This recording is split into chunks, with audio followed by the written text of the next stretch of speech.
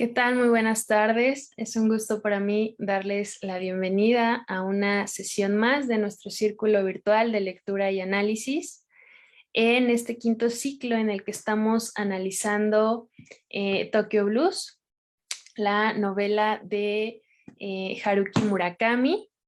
Y bueno, antes de seguir adentrándonos, ¿no? Y nos toca charlar en torno a los capítulos 4 y 5.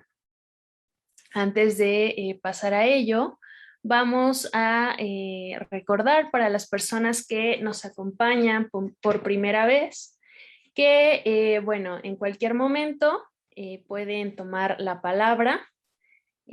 Aquí lo rico, ¿no? Lo cool es que participen, que nos compartan quizá también alguna línea, algún párrafo que les haya sonado.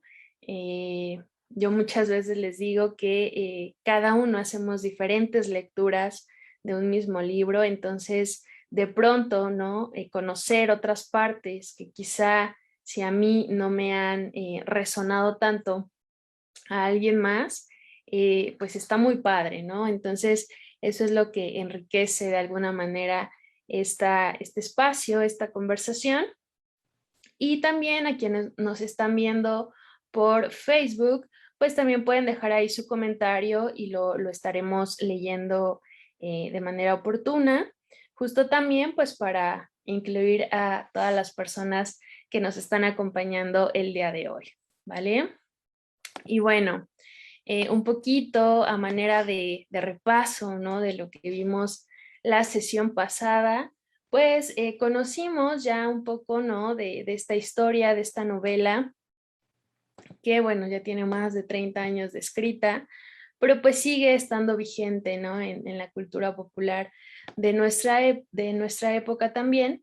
Y bueno, conocimos ya algunos personajes, como lo son Watanabe, que es el protagonista, quien 20 años, pasados casi 20 años, comienza a recordar, ¿no? Su época de juventud, de universidad y pues algunas experiencias que vivió en ese entonces y son lo que comienza a redactar acá.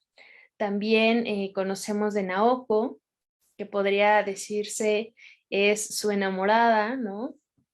Y bueno, algunas situaciones que también con ella se van dando, no todas afortunadas, pero sin embargo van trazando, ¿no? Lo que la historia nos va mostrando.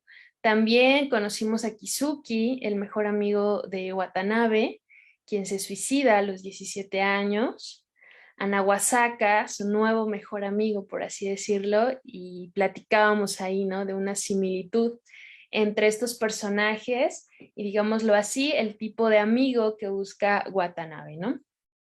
Y otro personaje que resonó mucho fue Tropa de Asalto, no sabemos su verdadero nombre. Sin embargo, pues es el compañero de cuarto de Watanabe en la estancia universitaria y pues tiene una forma muy peculiar de ser y de amenizar, ¿no? El tiempo de Watanabe, también el de Naoko, el de Nawasaka, ¿no? Todo aquel que escucha las historias sobre Tropa de Asalto, pues es como bien recibido ahí, ¿no? Entonces, eso es lo que estuvimos platicando básicamente en la sesión anterior, en los capítulos del 1 al 3. Y bueno, ahora como ya dije, nos toca analizar, ¿no? Charlar, platicar un poquito de los capítulos 4 y 5, a ver qué encontramos ahora. Y bueno, reiterar, ¿no? Que su participación es bienvenida en cualquier momento. Y bueno, acá a manera de ir resumiendo un poco, ¿no? Lo que yo leí acerca del capítulo 4, pues comienza, ¿no? Con esta noticia de que se reanudan, por así decir, las clases, ¿no? Recordemos un poco que la Universidad de Watanabe estaba como en paro, en huelga, ¿no? Y dejó de tener clases un lapso de tiempo.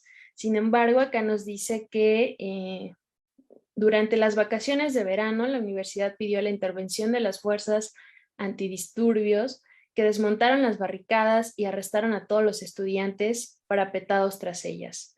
No era nada nuevo, en aquella época sucedía lo mismo en todas las universidades. Después de todo, la universidad no fue desalojada. Había demasiado capital invertido en ella para que una revuelta de estudiantes pudiera desmantelarla así como así. Además, ni siquiera los mismos estudiantes que habían levantado las barricadas pretendían desalojarla, seriamente. Solo pretendían cambiar el organigrama de la universidad y a mí me traía sin cuidado en qué manos estaba el poder. Así que no me conmoví cuando aplastaron la huelga. Y acá nos comenta un poco desde la perspectiva de Watanabe, ¿no? Que ciertamente a él se le hacía muy extraña este paro, este alzamiento, puesto que las mismas personas que habían en un principio iniciado la huelga eran ahora, dice él, ¿no? Como los alumnos modelo. Entonces, de pronto, pues él se extraña, ¿no? Por este cambio de bando, cambio de actitud de estas personas. Y dice acá, ¿no? Ekizuki, ya ves qué mierda de mundo, me dije. Los tipejos de esta calaña sacarán buenas notas, empezarán a trabajar e irán construyendo ladrillo a ladrillo una sociedad vil y mezquina, ¿no? Y yo creo que esto también pasa alrededor de cualquier sociedad, ¿no? Ciertamente hay personas que de pronto las más polémicas, las más escandalosas son las que llegan al poder y estamos a su merced. Sin embargo, bueno, esta es una idea que también reflexiona Watanabe en su momento, ¿no? Dice acá, durante un tiempo opté por ir a clase y no responder. Cuando pasaban listas sabía muy bien que esto me haría un flaco favor, pero de no haber hecho siquiera ese gesto me hubiera sentido muy mal. Sin embargo, acabé aislándome todavía más del resto de los estudiantes. Cuando decían mi nombre y yo permanecía en silencio, en el aula flotaba un aire de incomodidad. Nadie me dirigía la palabra y yo no dirigía la palabra a nadie. Y vemos aquí este contraste de ideologías, ¿no? Watanabe, sin ser culpable de la huelga, sin ser culpable pues este reanudar de actividades, ¿no? Es el que se siente culpable por esta doble moral de estas personas. Y dice, ¿no? Le asombra de alguna manera el que ellos pues hagan como si nada en la vida hubiera pasado y todo sigue normal, ¿no? Durante la segunda semana de septiembre llegué a la conclusión de que la educación universitaria no tenía ningún sentido y decidí tomármelo como un periodo de aprendizaje del tedio. No había nada que me apeteciera hacer o que me incitara a dejar los estudios y enfrentarme al mundo. Así que cada día acudía a la universidad, asistía a las clases, tomaba apuntes y en mi tiempo libre iba a la biblioteca y leía un libro o consultaba algo. Y aquí pues básicamente se pone como en piloto automático, ¿no? De decir, bueno, pues tengo que terminar la universidad, no es, ya lo habíamos visto, ¿no? La carrera que le apasionaba, la escuela que le apasionaba, el lugar, las personas, el entorno en sí, pero de alguna manera pues es lo que hay y él ya se programa como para decir, pues lo dejo pasar, lo hago, lo termino y pues ya, ¿no? Algo tengo que hacer con mi vida, por así decirlo. ¿Puedo hacer una participación?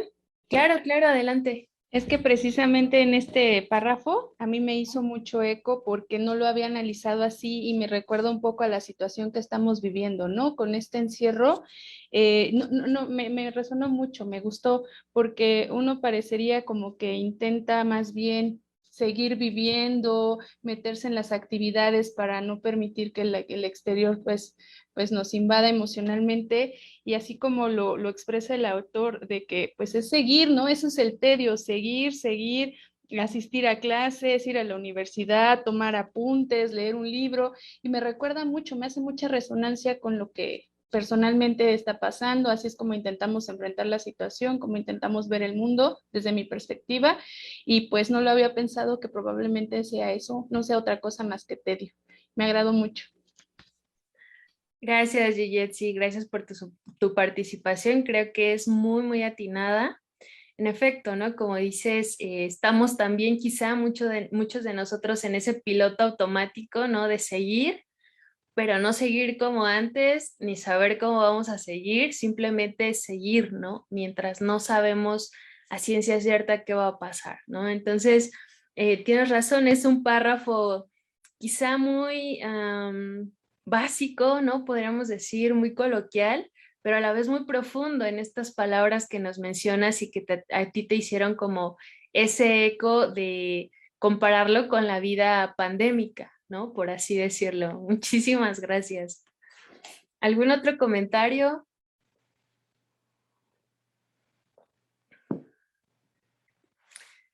Bien, pues seguimos acá. Nos dice, ¿no? Que algo extraño pasó, que Watanabe se percata de que Tropa de Asalto no vuelve después de las vacaciones y que conociéndolo, ¿no? En esta, ya sabemos, personalidad un poco obsesiva, muy responsable, algo compulsivo también ahí, pues le extraña que Tropa de Asalto no haya regresado. Y dice acá, pero no regresó. Un día al volver de la universidad vi que todas sus cosas habían desaparecido. Habían arrancado de la puerta la palanca con su nombre, solo quedaba la mía. Me dirigí a la dirección y le pregunté al director de las residencias qué había ocurrido. Se ha ido, me dijo. Por ahora estarás tú solo en la habitación. El director no me dio ninguna explicación. Lo teníamos por uno de esos manipuladores cuyo máximo placer reside en controlarlo todo, dejando a los demás en la inopia. Y bueno, ¿no? Acá vemos que una vez más Watanabe pues pierde a alguien, ¿no? Quizá no era alguien tan importante, ¿no? Quizá a veces le fastidiaba, a veces amenizaba sus días, a veces le proveía de historias para contarle a Naoko. Sin embargo, pues al final de cuentas sí representa una especie de nuevo vacío, ¿no? En la vida de Watanabe. Y bueno, dice acá que pues él nuevamente siguió con la vida, ¿no? Y pues estaba en clase de historia del teatro 2, dice acá de los lunes, y en cierto momento me di cuenta que una de las chicas me miraba con disimulo. Llevaba el pelo muy corto, unas gafas de sol oscuras y un ceñido vestido blanco de algodón.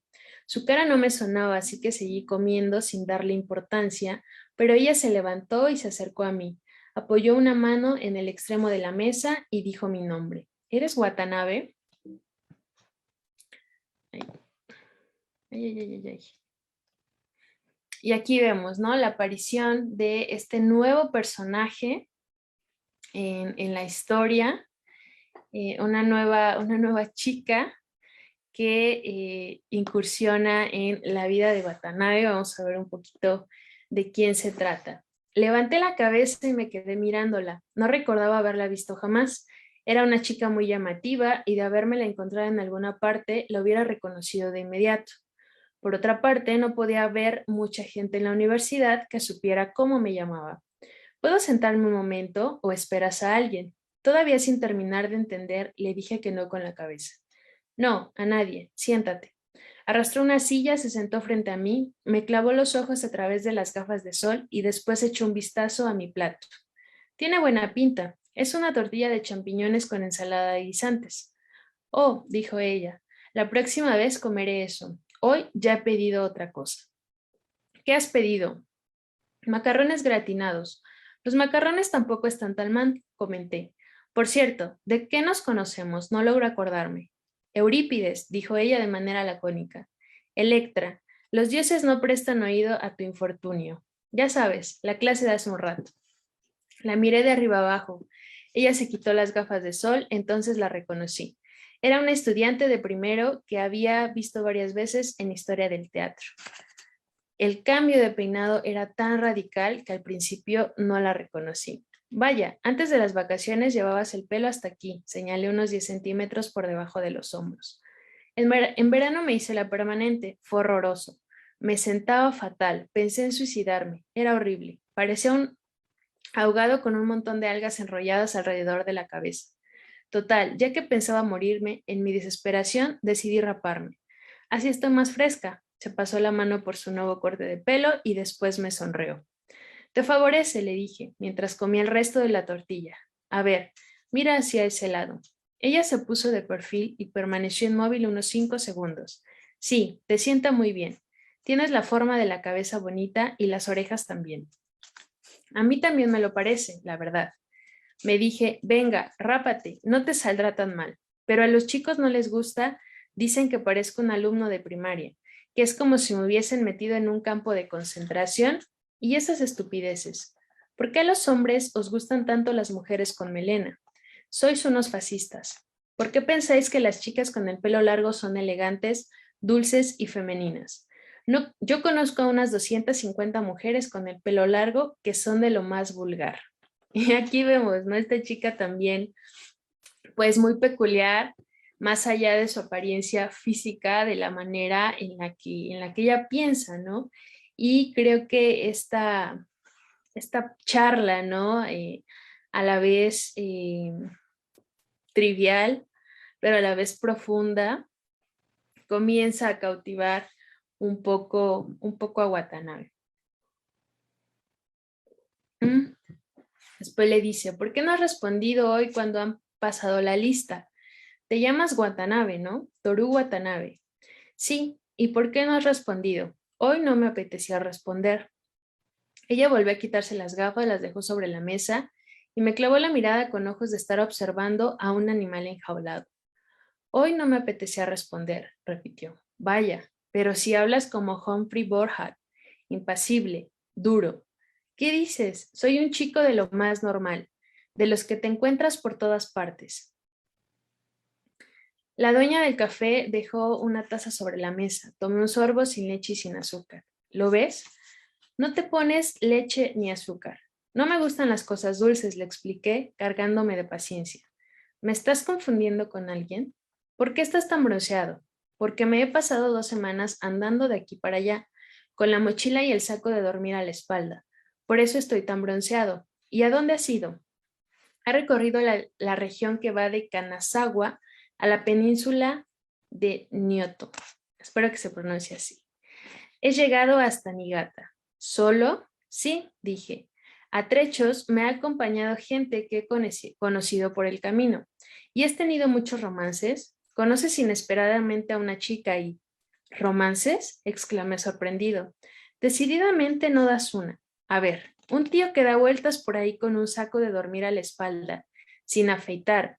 ¿Dónde y cómo vive un romance? ¿Y siempre has viajado solo? Sí. ¿Te gusta la soledad? Apoyó la mejilla contra la palma de su mano. ¿Te gusta viajar solo, comer solo, sentarte en las clases solo, apartado de la gente? A nadie le gusta la soledad, pero no me interesa ser amigos a cualquier precio. No estoy dispuesto a desilusionarme, aclaré. Con una patilla en las gafas metida en la boca, la chica murmuró. A nadie le gusta la soledad, pero detesto que me decepcionen. Si te decides a escribir tu autobiografía, puedes incluir estas líneas. Y bueno, ¿no? Acá vemos también dos cosas que suceden acá. Una, pues, ¿qué pasó durante las vacaciones de Watanabe? Que no lo teníamos muy claro hasta este momento.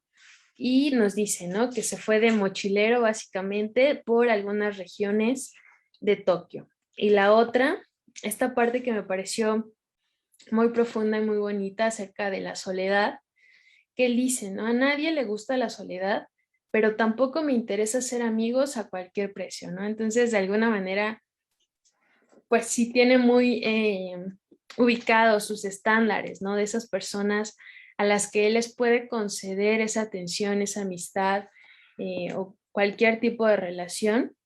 Y de no ser así, pues prefiere estar solo, ¿no? Y bueno, un poco más adelante, ¿no? Ya se entera cómo se llama la chica. Me llamo Midori, pero el color verde me sienta fatal. Abajo tenemos una nota que dice que Midori significa verde en japonés y es un nombre femenino muy común. Es extraño, ¿no te parece terrible? Es como una maldición. Mi hermana mayor se llama Momoko. Y también en una nota al pie nos dice que Es un color melocotón, que significa color rosa sobre todo, ¿no? ¿Y le favorece el color rosa? Pregunta Watanabe. Muchísimo. Parece que haya nacido para ir vestida con prendas de color rosa. Es una gran injusticia. Le llevaron el almuerzo a su mesa y un chico con una chaqueta de colorines la llamó. Midori, la comida. Y entonces, pues antes de irse, le pide los apuntes de la clase que tienen en común y esto también conlleva que le proponga volver a verse, ¿no? Dice acá el miércoles a las 12.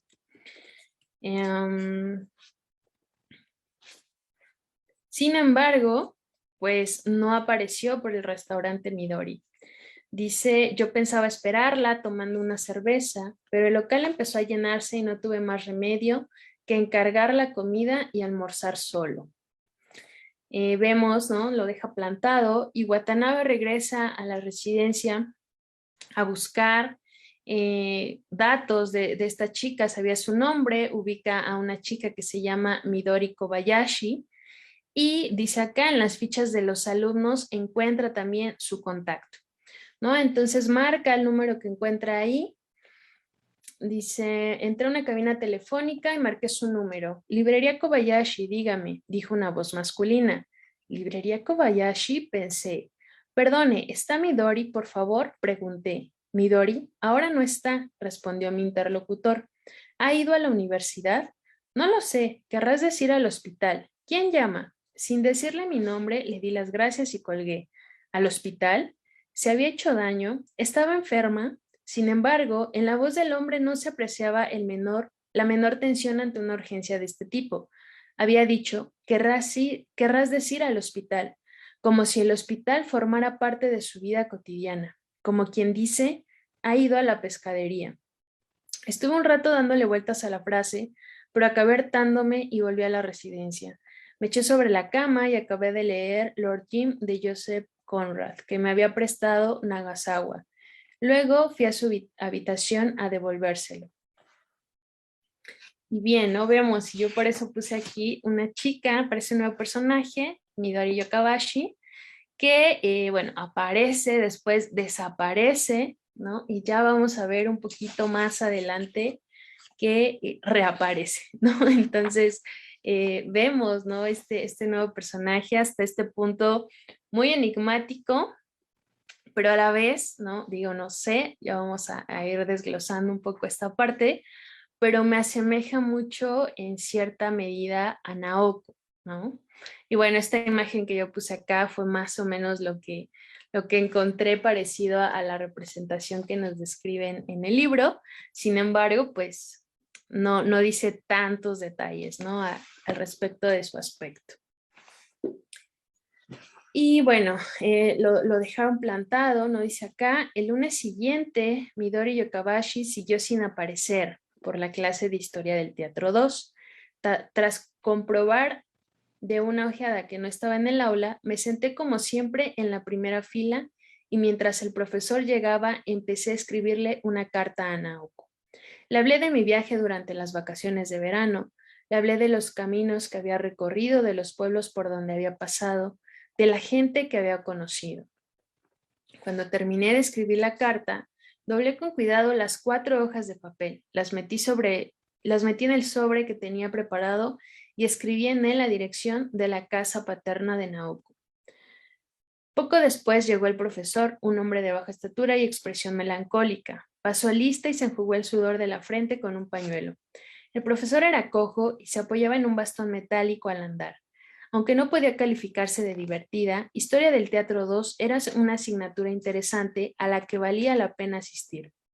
Tras el comentario, si sigue haciendo calor, ¿no creen? El profesor empezó a hablar de la función del Deus ex machina en el teatro de Eurípides. Nos explicó la diferencia entre los dioses en las obras de Eurípides y en las de Esquilo y Sófocles. Al cabo de unos 10 minutos, se abrió la puerta y entró Midori. Vestía una camisa deportiva azul marino y unos pantalones de algodón color crema, y llevaba gafas oscuras como la vez anterior. Se sentó a mi lado, después de dirigir una sonrisa al profesor como diciendo, siento llegar tarde, y sacó un cuaderno de su bolso que me entregó. En él había escrita una nota. Perdón por lo del miércoles. ¿Estás enfadado? Y bueno, vemos acá, ¿no? También cómo reaparece, ¿no? Nuevamente esta chica de la que no sabemos mucho, Watanabe todavía tampoco sabe tanto al respecto de ella, pero pues ya le está, ¿no? Causando cierta inquietud al grado de que pues la busca, la espera, ¿no? Y de pronto llega, le sorprende, pero están en clase y pues no pueden hablar mucho al respecto, ¿no?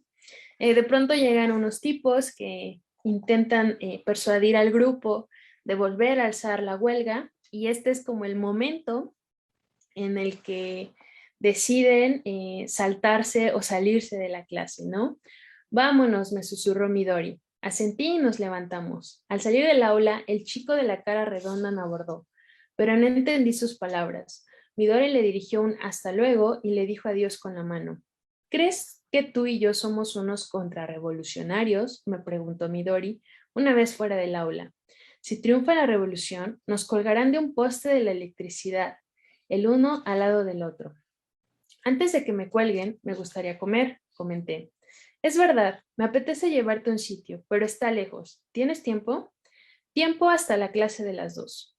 Subimos al autobús y fuimos hasta Yotsuya. El lugar a donde Midori quería llevarme era una tienda de bentó, que es un almuerzo servido en una caja, que estaba detrás de la estación de Yotsuya. Cuando nos sentamos a la mesa nos trajeron una caja cuadrada lacada en rojo con el almuerzo del mediodía y un bowl con la sopa. Había valido la pena ir en autobús hasta ahí. ¡Qué bueno!, exclamé. Sí, y además está bien de precio. Vengo a comer aquí de vez en cuando, desde que iba al instituto. Mi escuela está muy cerca de aquí. Había unas normas muy estrictas y nosotras veníamos a comer a escondidas. Era la clásica escuela donde te expulsan temporalmente solo por escaparte a comer fuera. Y entonces vamos ya conociendo un poco más de Naoko. Sin embargo, ¿no? Aquí en algún punto, Watanabe le dice, ¿no? ¿Qué onda con el miércoles que lo dejó plantado, que intentó localizarla, que llamó a la librería, pero que le dijeron que estaba en el hospital y pues a manera de preocupación, si puede ayudarle en algo, ¿no? Sin embargo, ella solo le dice, no quiero hablar de eso, estoy cansada y vamos a pasear mejor, ¿no? También dice acá que lo lleva a su antigua escuela, que se hallaba cerca de la estación de Yoyutsa, y dice, al pasar por delante de la estación me acordé de Naoko y de nuestros interminables paseos. Todo empezó en aquel lugar, pensé. Qué diferente sería ahora mi vida si no me hubiese encontrado con Naoko, aquel domingo de mayo en el tren de la línea de Chibo. Pero me corregí de inmediato diciéndome que aunque no hubiera sido así, el resultado hubiera sido el mismo. Quizá aquel día nos encontramos porque así tenía que ser, y aunque no nos hubiésemos encontrado entonces, hubiese ocurrido en otra ocasión. No tenía ninguna razón para creerlo, pero me daba esa impresión. Y bueno, analizando, ¿no?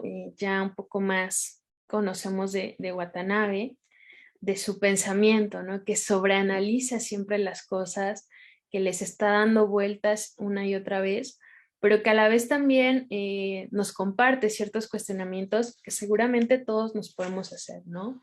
En esta parte de qué hubiera pasado si, ¿no? Si lo que quieras, tú ponle el nombre, la persona, la situación que tú quieras y pues son como situaciones muy comunes que de pronto nos llegan a, a sacudir un poco, ¿no? ¿Qué hubiera pasado? ¿Qué sería ahora? ¿No? ¿Qué de diferente tendría mi vida si tal o cual cosa? Sin embargo, pues son, número uno, preguntas sin respuestas. Y creo que dice acá, ¿no? Y quizá tenga algo de razón.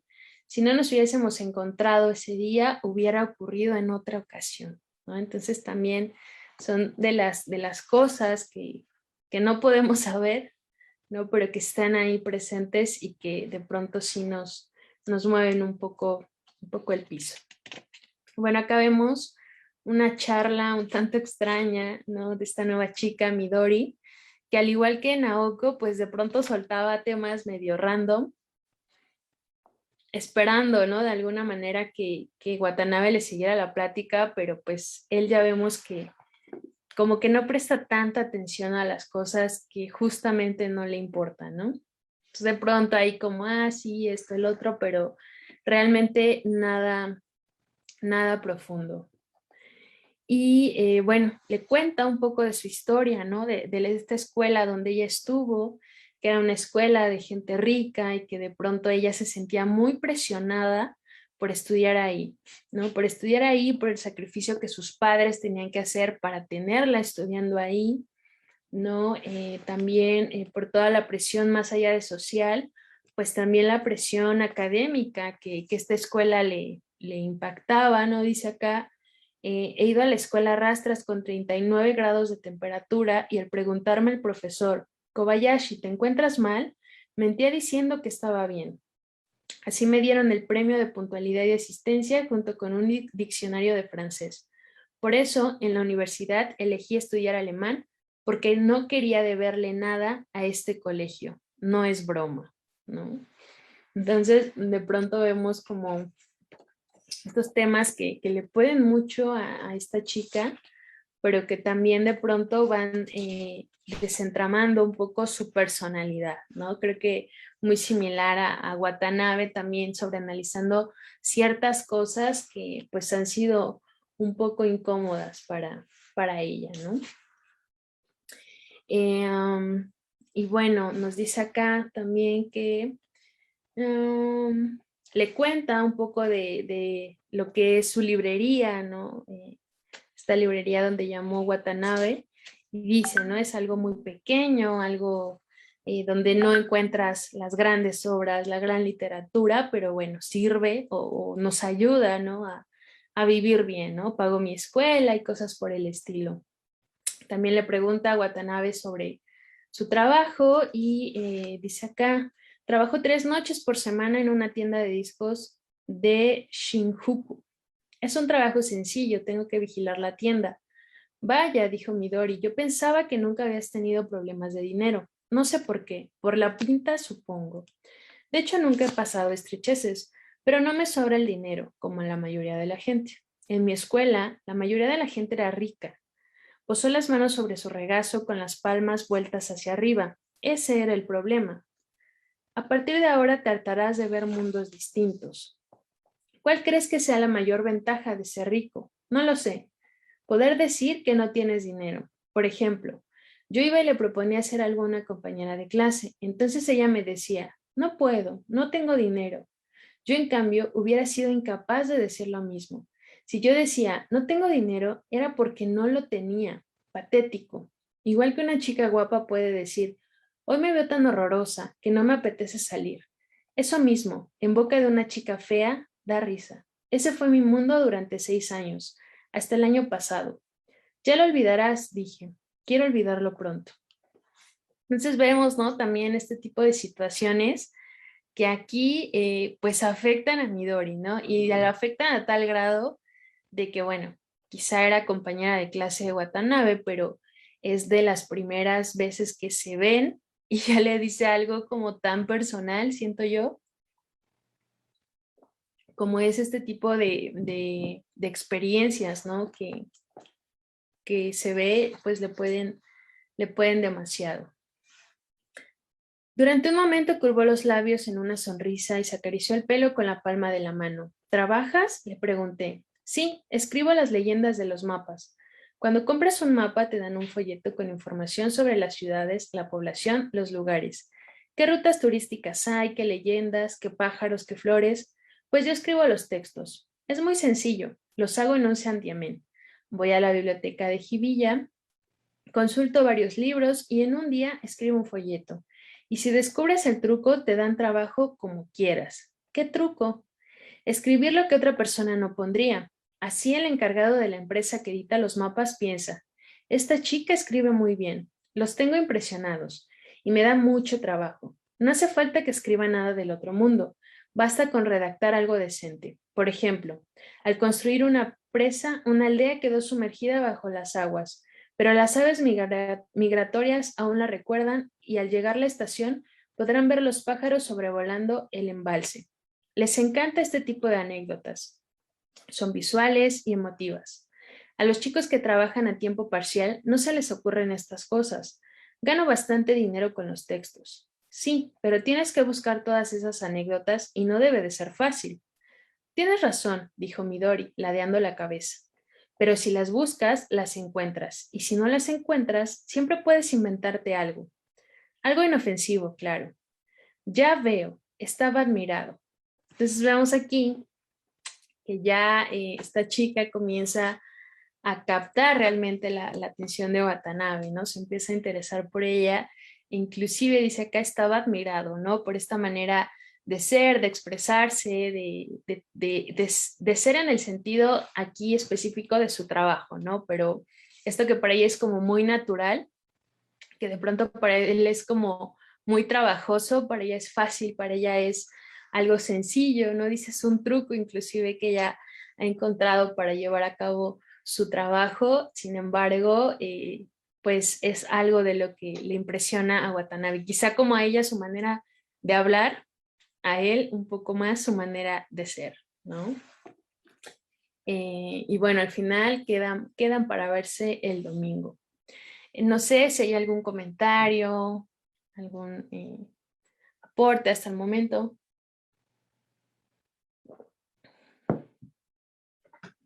Bueno, yo, a ver, otra vez. Claro, claro que sí, adelante. Esta interacción que tiene con Midori se me hace muy subversiva, ¿no? Como que ya está empezando a establecer como el tinte de toda, de la historia, pues, y son así como temas que normalmente se tratarían de forma, pues, incómodamente, y a ellos es como algo muy normal. Eso es lo que me llamó mucho la atención, pero pues marca el tono de lo que va a pasar, ¿no? Como que las cosas muy fuertes o las cosas que son delicadas se toman con esta ligereza, pero cuando se pone más atención se dan cuenta uno que en realidad son muy profundas y que todo tiene una razón de ser y un significado muy peculiar. Gracias, gracias, Jetsi. Pues sí, ¿no? Justo como dices, pueden ser cosas como muy profundas que lo dicen de una manera muy tranquila, ¿no? Así como de, ay, es que me pasó esto y mi mamá se murió, ta, ta, ta. Y de pronto es como un, oye, ¿no? Apenas nos estamos conociendo. Digo, cualquiera de nosotros o la mayoría de nosotros podríamos decir esas cosas, pues a lo mejor pasan años, ¿no? Para poderlas compartir con alguien. Sin embargo, no sé si sea como algo bueno, ¿no? Esa química que se da entre ellos, que fluye, ¿no? Fluye de una manera que ni siquiera se dan cuenta a qué están llegando en esa conversación, que de pronto, pues tampoco extraña tanto a Watanabe, ¿no? Las cosas que le dice, de pronto es como, bueno, no pasa nada, yo te escucho, ¿no? Entonces, creo que sí es muy interesante esta interacción que se da con ella y lo podemos contrastar un poco también la interacción que se da con Naoko, ¿no? Que también era como muy random de repente, pero como que Watanabe no sabía por dónde llevarle la conversación, ¿no? En comparación con esta chica que de pronto igual se saca de onda quizá, pero a la vez le sigue el hilo y llega hasta asombrarlo en cierto punto, ¿no? Ok, muchas gracias. Bueno, pues a ver qué dice acá. Bien, pues se quedan al final de todo esto de ver el domingo. Y dice acá, me levanté a las 9 de la mañana, me afeité, hice la colada y tendí la ropa de la azotea. Hacía un día espléndido, se percibían los primeros efluvios del otoño. Un enjambre de libélulas rojas revoloteaba en el patio y los niños del barrio las perseguían con un cazamariposas en la mano. No hacía ni pizca de viento y la bandera colgaba lacia del asta. Me puse una camisa bien planchada, salí del dormitorio y me dirigí a pie a la estación del tranvía. El domingo por la mañana no se veía un alma por aquel barrio de estudiantes, desierto y con la mayoría de tiendas cerradas. Los ruidos de la ciudad resonaban con una claridad inusitada. Una chica que calzaba unos suecos cruzó la calle con un repiquiteo de madera sobre el asfalto. Junto a la cochera del tranvía, unos 4 o 5 niños tiraban piedras a unas latas vacías alineadas. Había una floristería abierta, donde compré unos narcisos. Era un poco extraño comprar narcisos en otoño, pero a mí siempre me habían gustado los narcisos. Y vemos, ¿no? Que aquí ya se va acercando a casa de Midori, bueno, más bien a la librería que estaba junto con su casa o bajo de su casa. Y vemos también que llega antes, ¿no? Antes de tiempo. Dice acá, la tienda tenía la puerta metálica bajada donde se leía el rótulo, Semanario Bunshun, todos los jueves a la venta. Faltaban 15 minutos para las 12. Dado que no me apetecía matar el tiempo andando por la calle con los narcisos en la mano, pulsé el timbre que estaba al lado de la puerta metálica. Retrocedí 2 o 3 pasos y esperé. 15 segundos después, aún no me habían respondido. Estaba dudando si volver a llamar el timbre cuando sobre mi cabeza una ventana se abrió con estrépito. Alcé la mirada y vi que Midori se asomaba secándose las manos. Sube la puerta y entra, me gritó. Llego pronto, ¿te importa? Le grité en respuesta. En absoluto. Sube al primer piso. Ahora no puedo dejar lo que estoy haciendo. Y cerró la ventana. Levanté 1 metro la puerta haciendo un ruido espantoso. Me escurrí hacia el interior y volví a bajarla. La tienda estaba oscura como boca de lobo. Tropecé con un paquete de revistas para devolver depositado en el suelo y a punto estuve de caer. Pero al final logré cruzar la librería. Me quité los zapatos y a tientas subí. El interior de la casa estaba sumido en la penumbra. En la entrada había un sencillo recibidor con un tresillo. La estancia no era muy amplia y por la ventana entraba una luz mortecina que recordaba una película polaca antigua. A mano izquierda vi una especie de almacén.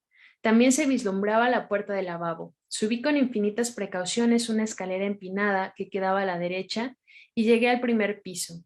Este era mucho más luminoso que la planta baja, lo que me hizo lanzar un suspiro de alivio. Por aquí! Se oyó en algún lugar la voz de Midori. En lo alto de las escaleras, a la derecha, estaba el comedor y al fondo la cocina. La casa, aunque vieja, parecía de haber sido remodelada recientemente, y tanto el fregadero, los grifos, los armarios de la cocina eran nuevos. Midori preparaba la comida. Se la oía remover algo en la cazuela y el olor a pescado asado inundaba la cocina. En la nevera hay cerveza. Siéntate ahí y tómate una, me dijo Midori. Saqué la lata de la cerveza del frigorífico, me senté a la mesa y me la bebí. Estaba tan fría que me pregunté si llevaría medio año dentro de la nevera. Sobre la mesa había un pequeño cenicero de color blanco, un periódico y una salsera con salsa de soya, papel de notas y un bolígrafo. En el papel había anotado un número de teléfono y unas cifras que parecían la cuenta de la compra. Termino en 10 minutos, ¿te importa esperarme ahí sentado? No, dije, va abriendo el apetito, hay mucha comida. Y bueno, acá también se ofrece ayudar en algo Watanabe, pero Midori le dice, tranquilo, estoy acostumbrada a hacerlo sola. Y bueno, se dice acá, ¿no? Un poco la descripción de cómo vestía Midori, de qué era lo que hacía. Y dice acá que era una chica muy delgada, ¿no? De caderas muy estrechas, frágiles, dice acá. Parece incluso que se ha saltado una etapa de crecimiento, la de cuando se desarrollan las caderas. Y esto me dio risa y me pareció un poco ofensivo a la vez, pero bueno, es parte de la descripción. Y dice también que Midori empieza, ¿no? Nuevamente con esta charla rara, no en el sentido de algo feo, sino que como ya lo compartía ahí Jetsi, fluye, ¿no? Fluye de una manera muy natural y de pronto le empieza a preguntar, a contar, perdón, a Watanabe lo que está preparando, ¿no? No es ningún banquete, Midori se volvió. Ayer estuve ocupada y no pude comprar gran cosa. He tenido que apañarme con lo que había en la nevera, así que no te preocupes. Además, la hospitalidad es una tradición familiar. En mi casa nos gusta agasajar a la gente. Lo llevamos en la sangre. Es una especie de enfermedad. No somos especialmente amables, tampoco somos especialmente populares, pero cuando tenemos invitados, nos desvivimos por ellos. Para bien o para mal, todos compartimos esta característica. Mi padre, a pesar de que no bebe alcohol, tiene la casa llena de botellas. ¿Y para qué crees que las compra? Para obsequiar a los invitados. Bebe tanta cerveza como quieras y no hagas cumplidos. Gracias, dije. De repente recordé que había olvidado los narcisos en la planta baja. Al quitarme los zapatos, los había dejado en el suelo y ahí se habían quedado. Volví a bajar, recogí los narcisos blancos que yacían en la penumbra y volví a la cocina. Midori sacó de la alacena un vaso largo y estrecho y los metió dentro. Me encantan los narcisos, dijo. Una vez, cuando estudiaba secundaria, canté 7 narcisos en la fiesta de la cultura de la escuela. ¿La conoces? Por supuesto. Hace tiempo estuve en un grupo de música folk, tocaba la guitarra. Sirvió la comida en los platos mientras cantaba 7 narcisos. La comida rebasó por mucho mis expectativas. Y bueno, acá describen un menú que sinceramente me da un poco de hambre. Caballa a la vinagreta, una gruesa tortilla japonesa, sabara, espero que se pronuncie así, dice que es un pescado de mar con forma parecida al atún, aunque un poco más largo y delgado. Sabara macerada, berenjena cocida, sopa de hierbas acuáticas, arroz con setas, rábano cortado fino, curado en salmuera y abundantes semillas de sésamo esparcidas por encima. Y todo ello condimentado al estilo de la región Kansai. Y bueno, ¿no? Vemos aquí que de pronto le sorprende mucho a Watanabe, ¿no? Dada la apariencia y los primeros encuentros que había tenido con Midori, no cree que dice, no parece, ¿no? Una chica que cocinara de esta manera, le dice. Y además, ¿no? Una característica muy importante acá es que cocina al estilo Kansai, dice acá, que quiero entender, es de una región específica de Tokio, y de esta región es de donde pertenece o donde nace Watanabe, y dice, ¿no? Quizá lo heredaste de tu familia o por qué sabes cocinar así. Nada, dice acá, ¿no? En algún momento decidí aprender a cocinar y me compré un libro de cocina y el autor era de Kansai. Por eso aprendí a cocinar de este estilo. Todo esto lo aprendiste de un libro, me sorprendí. Gastaba mis ahorros en comida, así eduqué mi paladar. Tengo mucha intuición. Mi punto débil es el pensamiento lógico. Es increíble que hayas llegado a cocinar tan bien sin que nadie te haya enseñado. Fue muy duro, no creas. Y aquí vemos una serie, ¿no?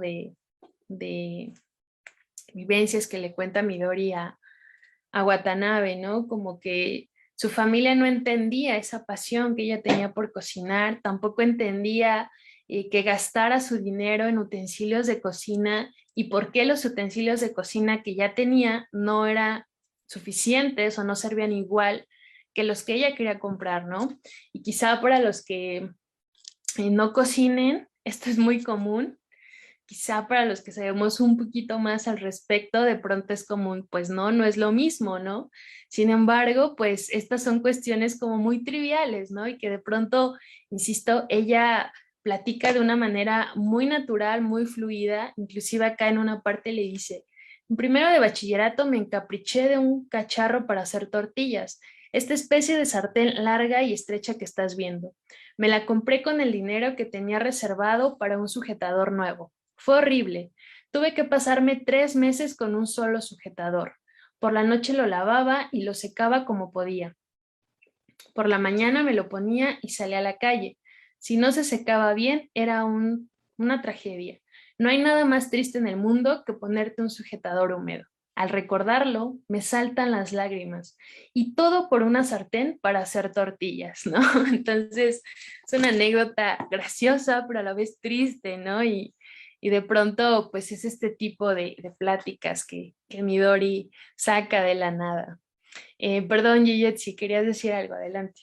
Sí, este pasaje se me hizo muy divertido, la verdad, y otra vez, ¿no? Como que yo me siento como flotando a la deriva en el mar cuando estoy leyendo el libro, ¿no? Porque de pronto es así como que superficial y no me explico cómo esta superficialidad de pronto puede converger en esta profundidad y en esta pasión, porque a final de cuentas cuando nos está explicando acerca de la cocina, habla de su pasión, pero al mismo tiempo se confunde con obsesión. No sé, está siendo muy divertido, es muy rico y me desconcierta un poco estos cambios de volúmenes de la propia lectura. Se me hace muy atractivo.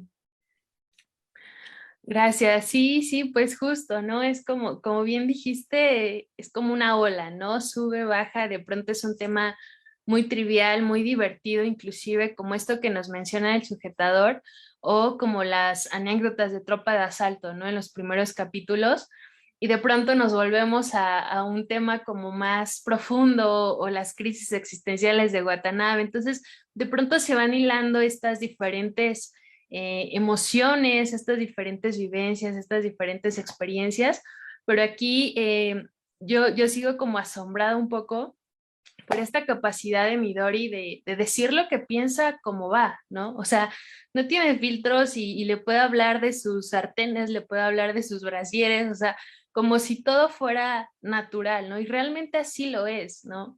Sin embargo, pues muchos tenemos como ciertas decir represiones o no sé, ¿no? Que de pronto ese tipo de temas como que no son tan fáciles de expresar o los reservamos para personas o muy cercanas o para un tema muy específico y no como ella, ¿no? Mientras cocina o mientras está comiendo con alguien que apenas está conociendo. Entonces, coincido contigo en que esta fue una historia muy divertida y en que Midori tiene esa capacidad de llevarnos de una cosa a otra, pues muy extremo, ¿no?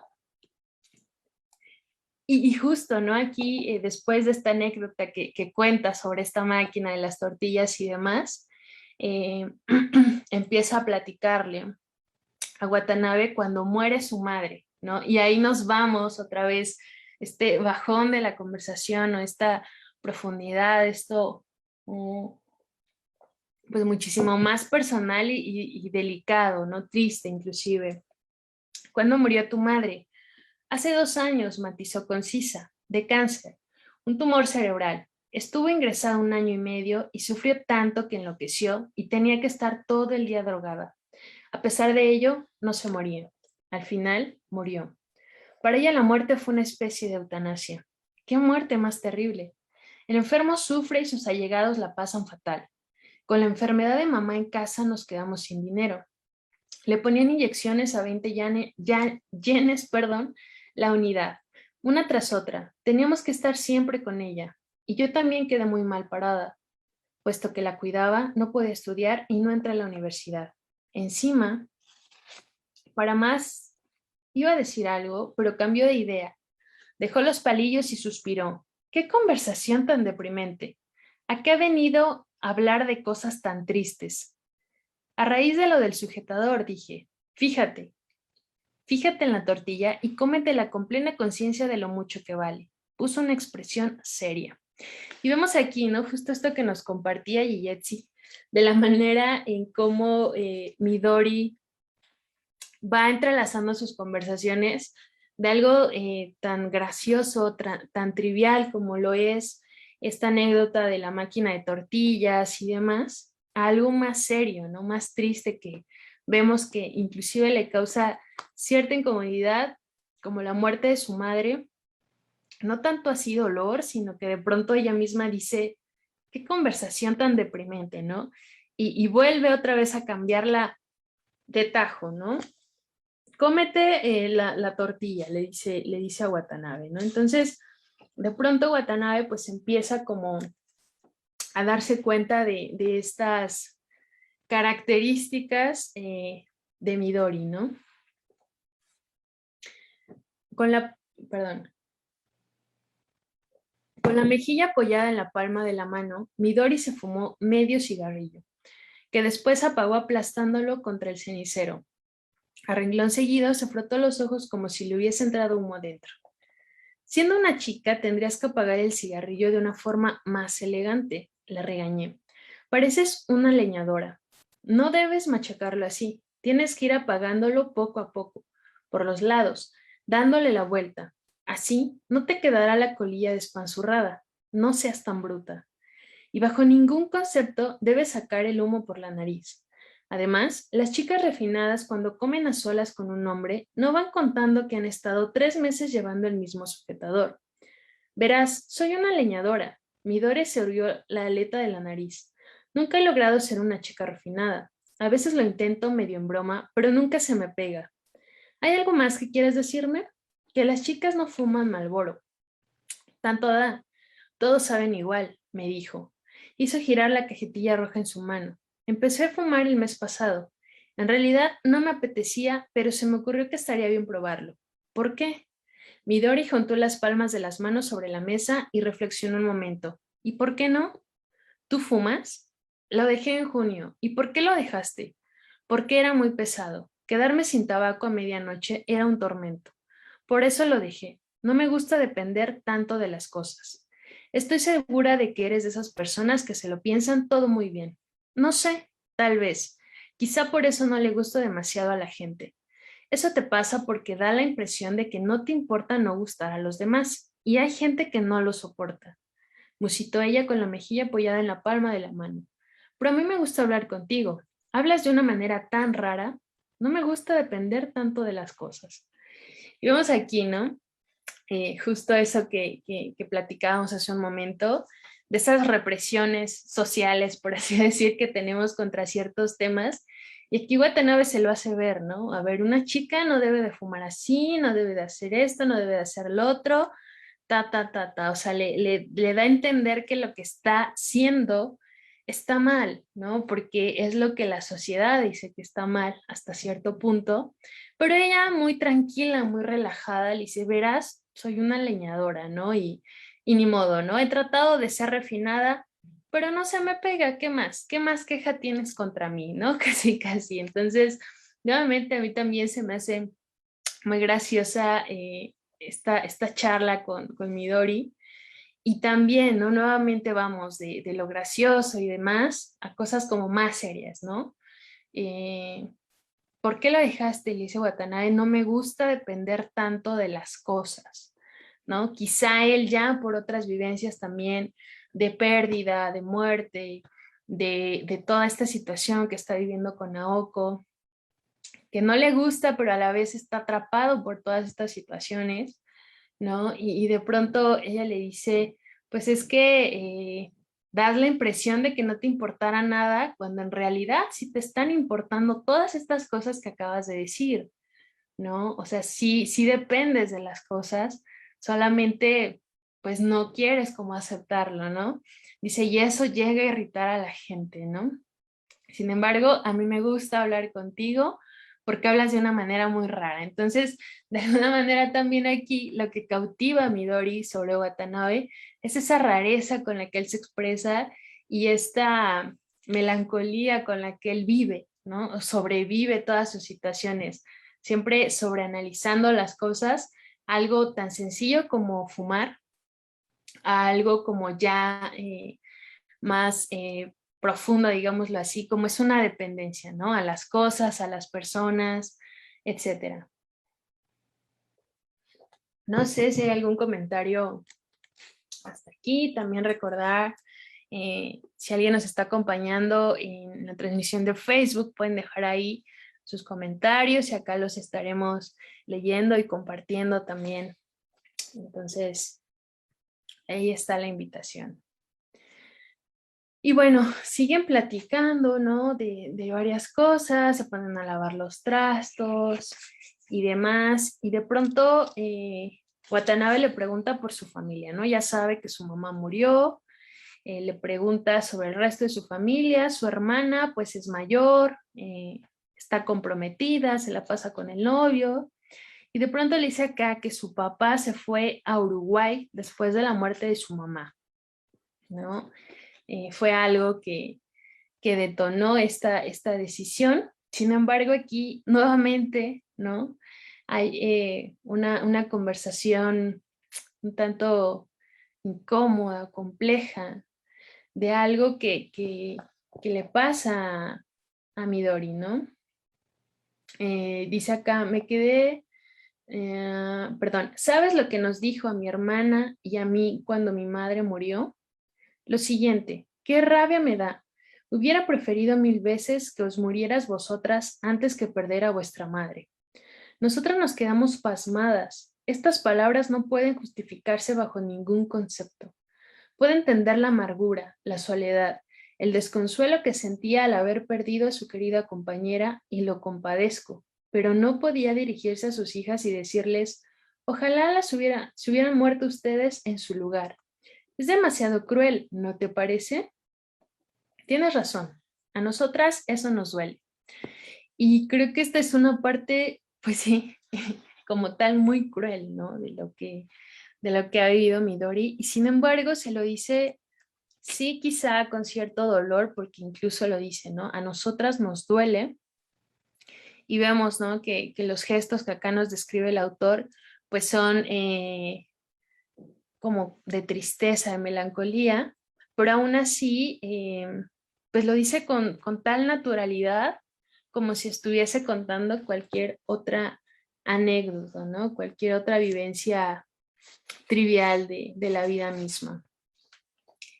Y bueno, también aquí algo que quizá no es tan relevante para la historia de ellos, pero me pareció a mí muy interesante que, bueno, este libro ya vimos que es de los 80s, entonces, en ese entonces, y no sabemos también en qué época se desarrolla como tal la historia, sin embargo, nos dice, ¿no? Que la hermana de Midori tenía un concepto de Uruguay donde dice, mi hermana cree que los caminos están llenos de estiércol con montones de moscas revoloteando por encima, que no hay agua en las cisternas de los wateres y que hay lagartos y escorpiones pululando por todas partes. Debe de haberlo visto en alguna película. Odia a los bichos y a ella lo que le gusta es subir en coches bonitos y pasearse por Xuanuan.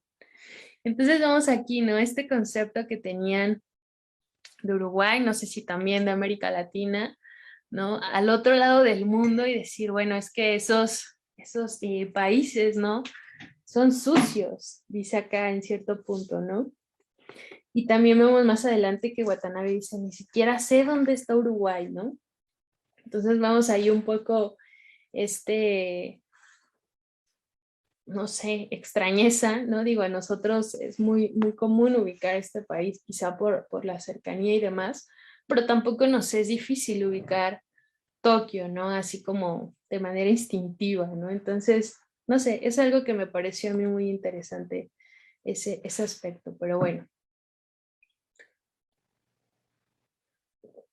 Después de charlar acerca de Uruguay y de todo esto, dice acá, aquella tarde de domingo sucedieron muchas cosas, una tras otra. Fue un día extraño. Hubo un incendio ahí cerca y nosotros subimos al terrado del segundo piso para verlo, donde nos besamos sin más. Dicho de esta manera, suena estúpido, pero así fueron las cosas. Estábamos de sobremesa, tomando unas tazas de café y charlando sobre la universidad cuando empezaron a oírse las sirenas de los bomberos. El volumen de las sirenas fue creciendo, tanto que pareció aumentar de número. Bajo la ventana corría mucha gente, algunos gritaban. Midori fue a una habitación que daba a la calle. Abrió la ventana y tras decirme que esperara un momento desapareció. Se oyeron sus pasos subiendo precipitadamente la escalera. Mientras me tomaba el café yo solo, me estuve preguntando dónde debía de estar Uruguay. Pensé, ahí está Brasil, allá Venezuela y allá Colombia, pero no logré acordarme de dónde estaba Uruguay. En estas, Midori bajó y gritó, ven, deprisa. Tras ella subió una escalera empinada y estrecha que había al fondo del pasillo y salía un amplio terrado.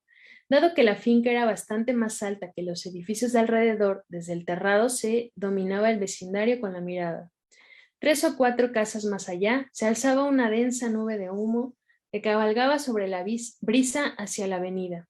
El aire olía quemado. Es casa del señor Sakamoto. Midori se asomó por encima de la barandilla. El señor Sakamoto antes era carpintero, pero cerró el negocio y ahora ya no trabaja. Yo también me asomé por encima de la barandilla. La casa quedaba oculta tras un edificio de 3 plantas y no podía calibrarse bien la situación. En la calle se agolpaban los curiosos. Quizá deberíamos reunir tus objetos de valor y evacuar la casa, traté de decirle a Midori. Por suerte, el viento soplaba en dirección contraria, pero puede cambiar en cualquier momento. Y aquí al lado hay una gasolinera. Vamos, te ayudo a recoger los objetos de valor.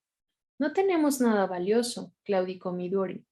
Algo habrá, libretas de ahorro, sellos registrados, certificados, esas cosas. Para empezar, necesitarás dinero. No lo necesito porque no pienso huir. Aunque se queme la casa, sí, no me importa morir. La miré a los ojos, ella me devolvió la mirada. No tenía la menor idea de hasta qué punto bromeaba. Mantuve la mirada fija en ella unos instantes, pero luego pensé, ¿qué importa? Como quieras, me quedo contigo, dije. ¿Morirás a mi lado? A Midori le brillaban los ojos. Ni hablar. Si las cosas se ponen feas, huiré. Si quieres morirte, hazlo tú solita. ¡Qué despiadado eres! No voy a morir contigo solo porque me has invitado de comer. Si se tratara de una cena, todavía. ¿No? Y vemos acá un poco de coqueteo entre ellos. Dice entonces que Midori, ¿no? Aquí otra de sus reacciones impredecibles, se le antoja ponerse a cantar. Entonces va por su guitarra, va por unas cervezas y se pone a cantar. Dice acá, lo cantó todo de principio a fin. Lemon Tree, Puff el dragón mágico, 500 Miles, Where Have All the Flowers Gone, Michael, Row the Boat Ashore.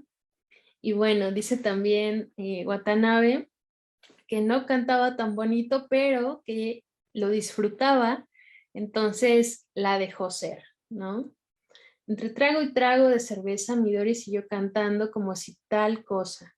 Cuando terminó su repertorio, interpretó una curiosa canción que había compuesto ella misma. Y bueno, acá la ponemos. Dice, quiero cocinarte un estofado, pero no tengo cazuela. Quiero tejerte una bufanda, pero no tengo lana.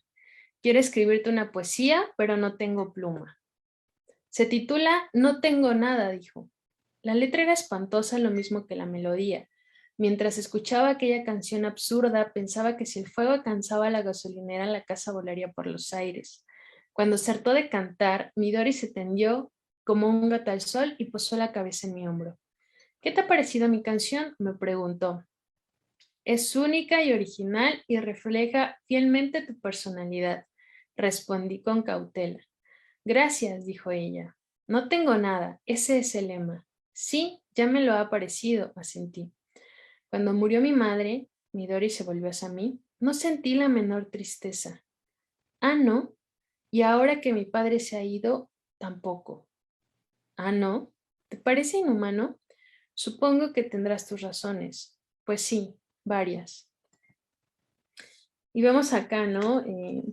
Esta faceta nuevamente, este cambio, este otro matiz que presenta Midori aquí, de cantar, ¿no? De estar un poco eufórica y a la vez un poco despreocupada por una situación que pasaba, pues, a 2, 3 casas de donde ellos estaban, ¿no?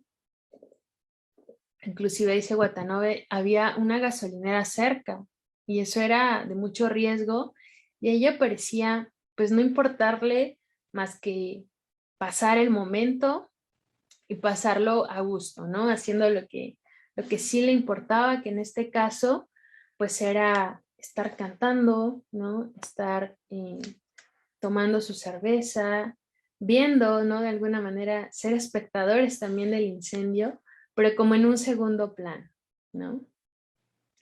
Y acá también en esta parte de esta canción, ¿no? Que sí realmente es muy absurda, ¿no? Es un poco graciosa también en ese sentido, pero dice ella, no tengo nada, ese es el lema. Y entonces empieza a hablar, ¿no? De ciertas situaciones que de alguna manera se han ido, bueno, vivió ella, ¿no? Con la muerte de su madre, dice acá, con esa tristeza, esa soledad, pero a la vez la han hecho insensible, podríamos decir, ¿no? Se murió mi madre, no sentí nada. Se murió, ahora que se fue mi padre, dice, tampoco siento nada. Y se pregunta, ¿no? Quizá le pregunte a Watanabe, pero también a sí misma, ¿eso es inhumano?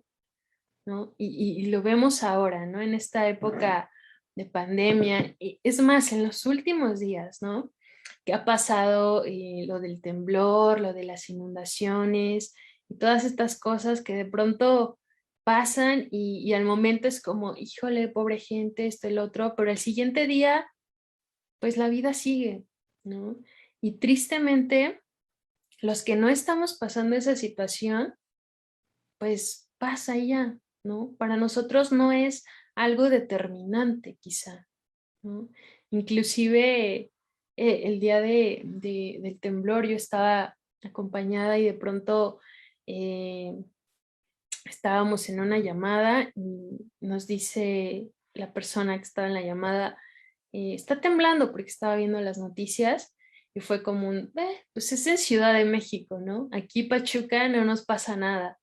Y de pronto sí fue como un, pues no, o sea, pobre gente, ¿no? Sí, sí está cañón que les esté temblando también, además de que ha estado lloviendo, además de todo esto, y de pronto se siente acá el temblor y fue como un, wow, ¿no? O sea, literal, fue una sacudida literal, ¿no?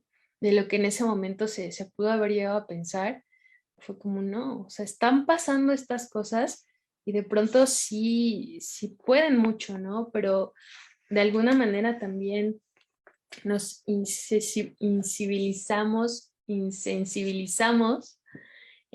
a todas las cosas que van pasando y dejamos de sentir, ¿no? Pero ¿hasta qué punto sucede esto y hasta qué punto es, no sé si ponerlo en términos de bueno o malo, pero quizá no correcto? Bueno, esa parte, ¿no? Em, bien, pues ella comienza a decir todas estas cosas acerca de su madre y demás. Sin embargo, hay una parte, ¿no? Que sí le hace como eco a Watanabe, donde ella le dice que está buscando la perfección en el amor, ¿no? Que nunca se sintió amada por sus padres, que siempre se sintió rechazada o hambrienta de ese cariño de familia que ella necesitaba, ¿no? Pero que nunca lo encontró y que por eso ahora, de alguna manera, vuelca sus esperanzas en una pareja, ¿no? Y esa pareja tiene que ser perfecta. Dice acá, quizá por haber esperado tanto tiempo, ahora busco la perfección. Por eso es tan difícil. Un amor perfecto, no hombre, no pido tanto. Lo que quiero es simple. Perdón, lo que quiero es simple egoísmo. Un egoísmo perfecto. Por ejemplo, te digo que quiero un pastel de fresa y entonces tú lo dejas todo y vas a comprármelo. Vuelves jadeando y me lo ofreces. Toma, Midori, tu pastel de fresa, me dices. Y te suelto. Ya se me han quitado las ganas de comérmelo. Y lo arrojo por la ventana. Eso es lo que yo quiero. No creo que eso sea el amor, le dije con semblante atónito. Sí tiene que ver, pero tú no lo sabes, replicó Midori. Para las chicas, a veces esto tiene gran importancia. ¿Arrojar pasteles de fresa por la ventana? Sí, y yo quiero que mi novio me diga lo siguiente. Ha sido culpa mía. Tendré que haber supuesto que se te quitarían las ganas de comer pastel de fresa. Soy un estúpido, un insensible. Iré a comprarte otra cosa para que me perdones. ¿Qué te parece? ¿Mousse de chocolate? ¿Tarta de queso? ¿Qué sucedería a continuación? Pregunta Watanabe. Pues que yo, a una persona que hiciera esto por mí, la querría mucho. A mí me parece un desatino. Yo creo que eso es el amor, pero nadie me comprende. Midori sacudió la cabeza sobre mi hombro. Por un cierto tipo de personas, el amor surge con un pequeño detalle, y si no, no surge. Eres la primera chica que conozco que piensa así. Me lo han dicho mucha gente, se toqueteó la cutícula de las uñas, pero yo no puedo pensar de otro modo. Estoy hablando con el corazón en la mano. Jamás he creído que mis ideas sean diferentes de las de los demás. ni lo busco, pero cuando digo lo que pienso, la gente cree que bromeo o estoy haciendo comedia. Todo acaba dándome lo mismo.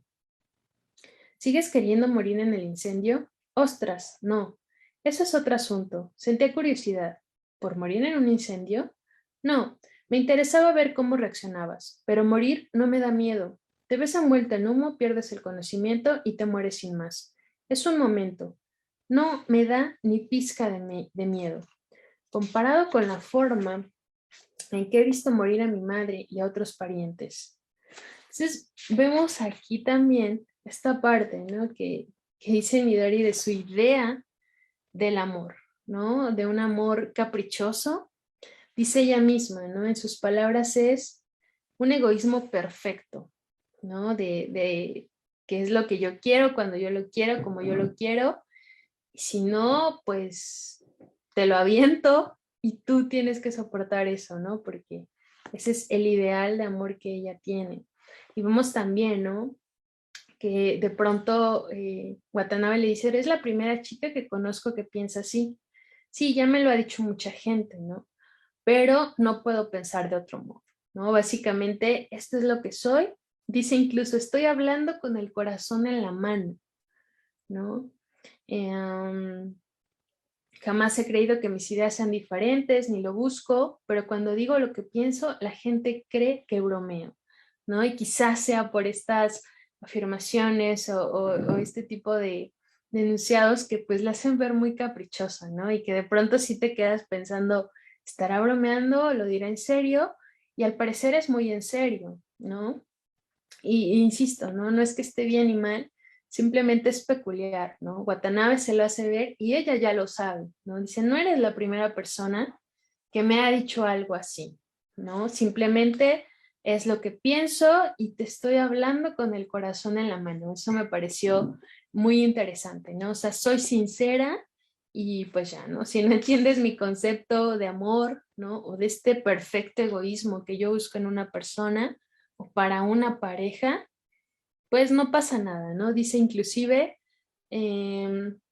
para un cierto tipo de personas el amor surge con un pequeño detalle y si no, no surge. Entonces vemos cómo es peculiar y además determinante, ¿no? En este sentido de que dice las cosas como van y si no, pues no pasa nada, ¿no?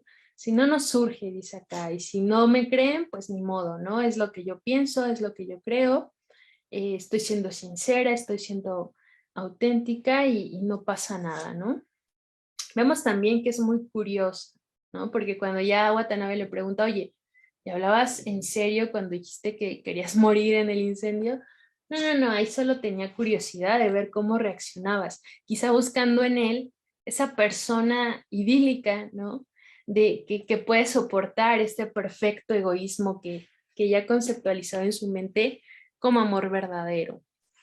Entonces, me parece como ciertos rasgos muy importantes de Midori que ella misma va desentramando aquí, que ella misma los expresa sin tapujos y que de pronto como que repelen, pero a la vez intrigan, ¿no? Y también atrapan a Watanabe. Entonces, bueno, no sé si alguien tenga algún comentario hasta aquí, algún aporte, alguna otra cosa que les haya llamado bastante la atención.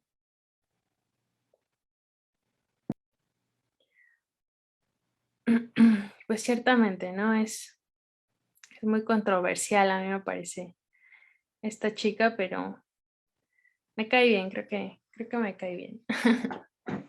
A mí me sorprende y como Ujú. que me asusta que en algún punto le vayan a hacer algo por lo de que se fue como al hospital o algo así. Entonces, no sé, siento que en algún momento algo dramático va a pasar y me da miedo porque me agrada. O sea, como que me da miedo, pero me agrada. Sí, de hecho, esa es una parte que no se ha resuelto, ¿no? Gracias, Pau, por ese comentario.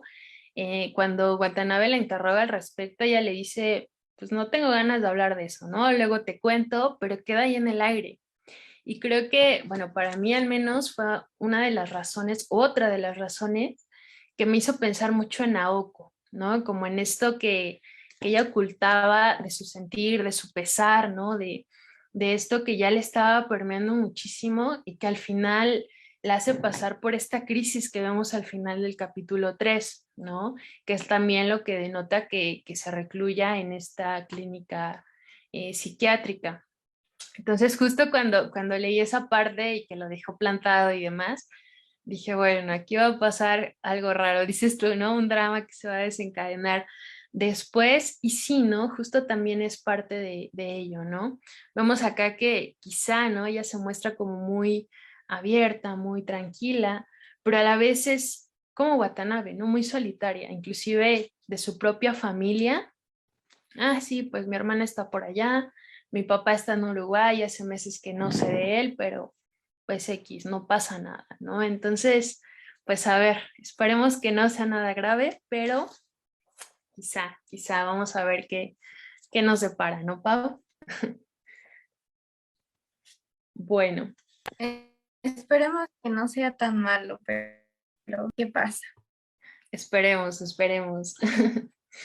Pero bueno, nos dice acá también, ¿no? Que por fin, al cabo de media hora, el incendio fue sofocado, lo que más le preocupaba a Watanabe, ¿no? No hubo heridos, todos los coches de bomberos, menos uno, abandonaron el lugar, y los curiosos se dirigieron a la calle comercial entre un baturrillo de voces. Un coche patrulla se quedó regulando el tráfico con las luces girando en el callejón. Dos cuervos que habían venido de vete a saber dónde, posados sobre un poste de la electricidad, observaban la actividad que se desarrollaba bajo sus ojos. Midori parecía exhausta, tenía el cuerpo desmadejado, la vista perdida en la lejanía. Apenas hablaba. ¿Estás cansada?, le pregunté. No, no es eso, dijo. Hacía mucho tiempo que no me dejaba ir de este modo. Nos miramos a los ojos, le rodé los hombros con un brazo y la besé. Midori tensó el cuerpo un momento, se relajó de inmediato y cerró los ojos. Nuestros labios permanecieron unidos unos 5 o 6 segundos. El sol de principios de otoño proyectaba en sus mejillas la sombra de las pestañas, agitadas por un temblor casi imperceptible. Fue un beso dulce, cariñoso, sin ningún significado. De no haberme encontrado sentado en el terrado, al sol de la tarde, bebiendo cerveza y contemplando el incendio, no la hubiera besado, y creo que a ella le sucedía lo mismo. Al contemplar los tejados brillantes de las casas, el humo y las libélulas rojas, había brotado entre nosotros un sentimiento cálido e íntimo que de manera inconsciente habíamos deseado materializar.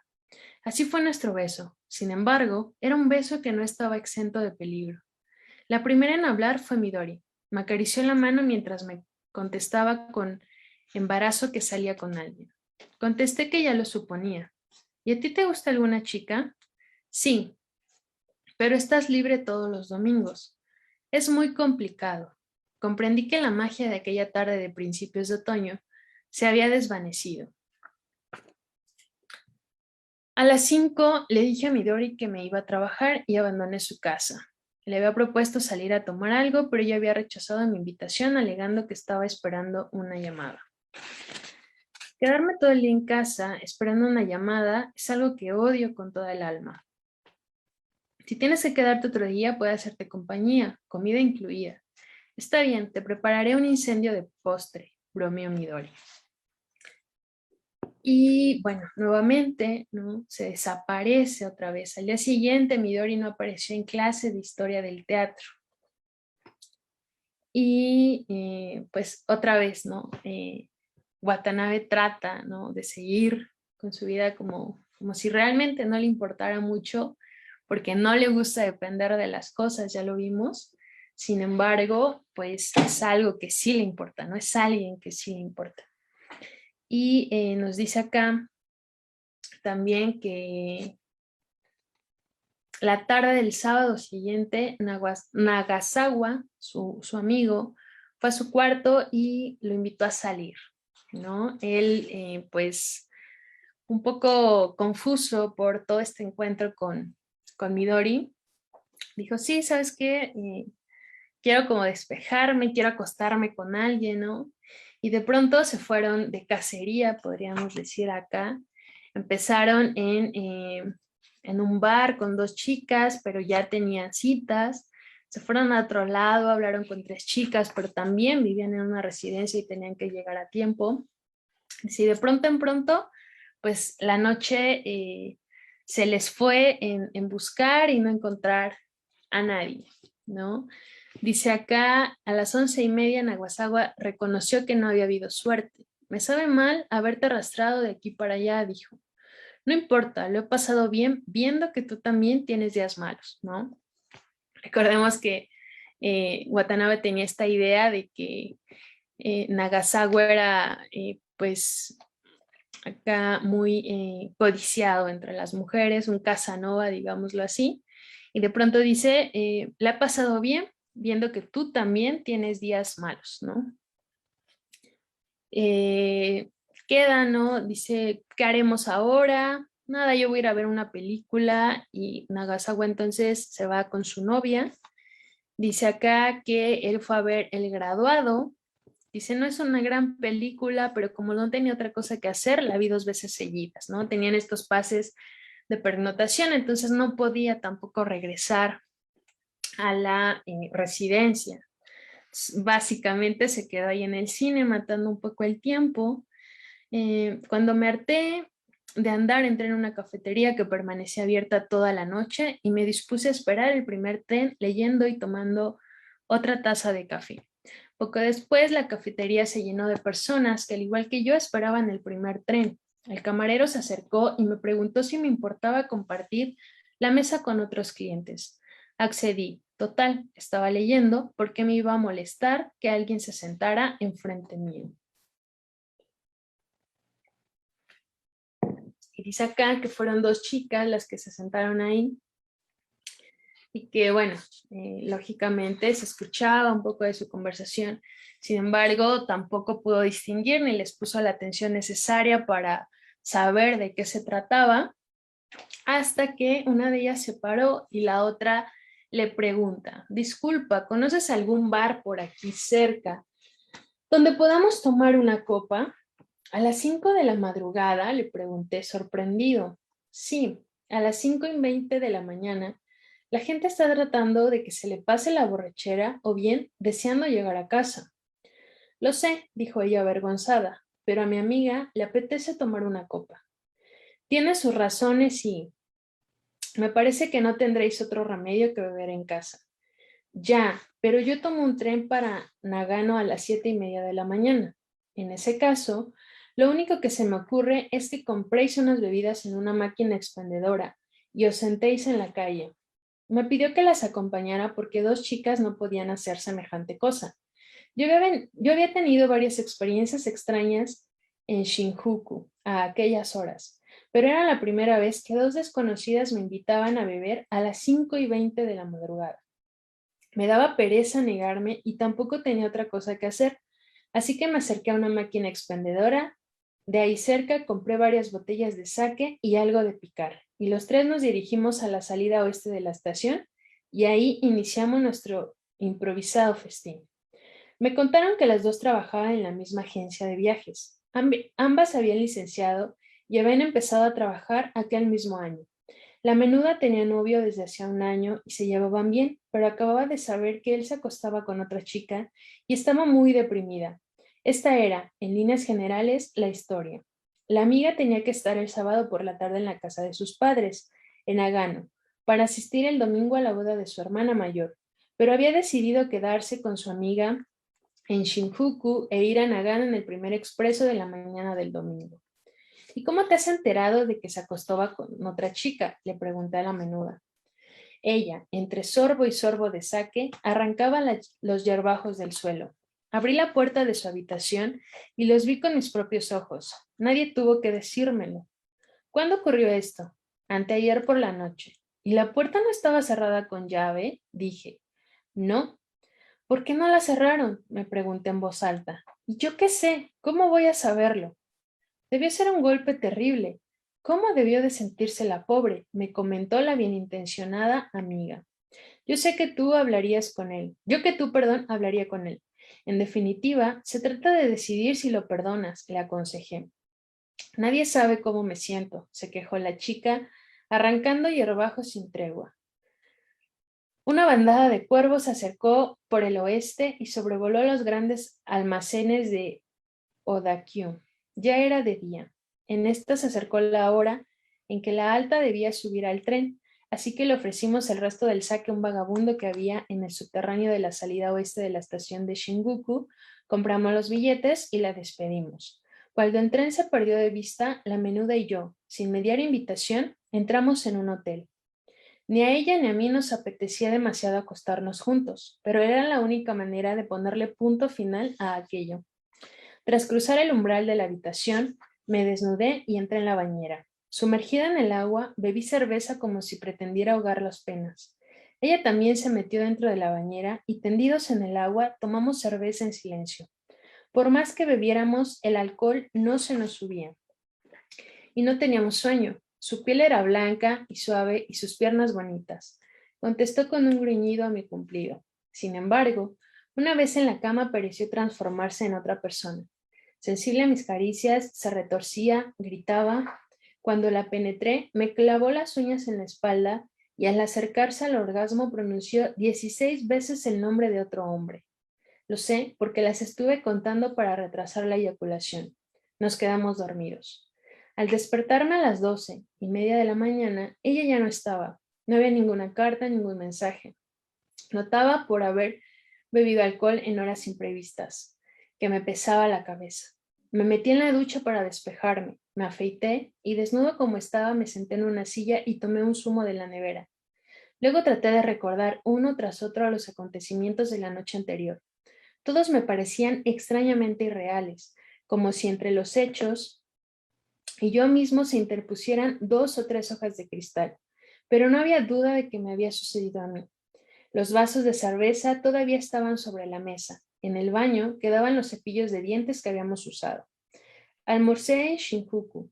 Después entré en una cabina y llamé a la librería Kobayashi.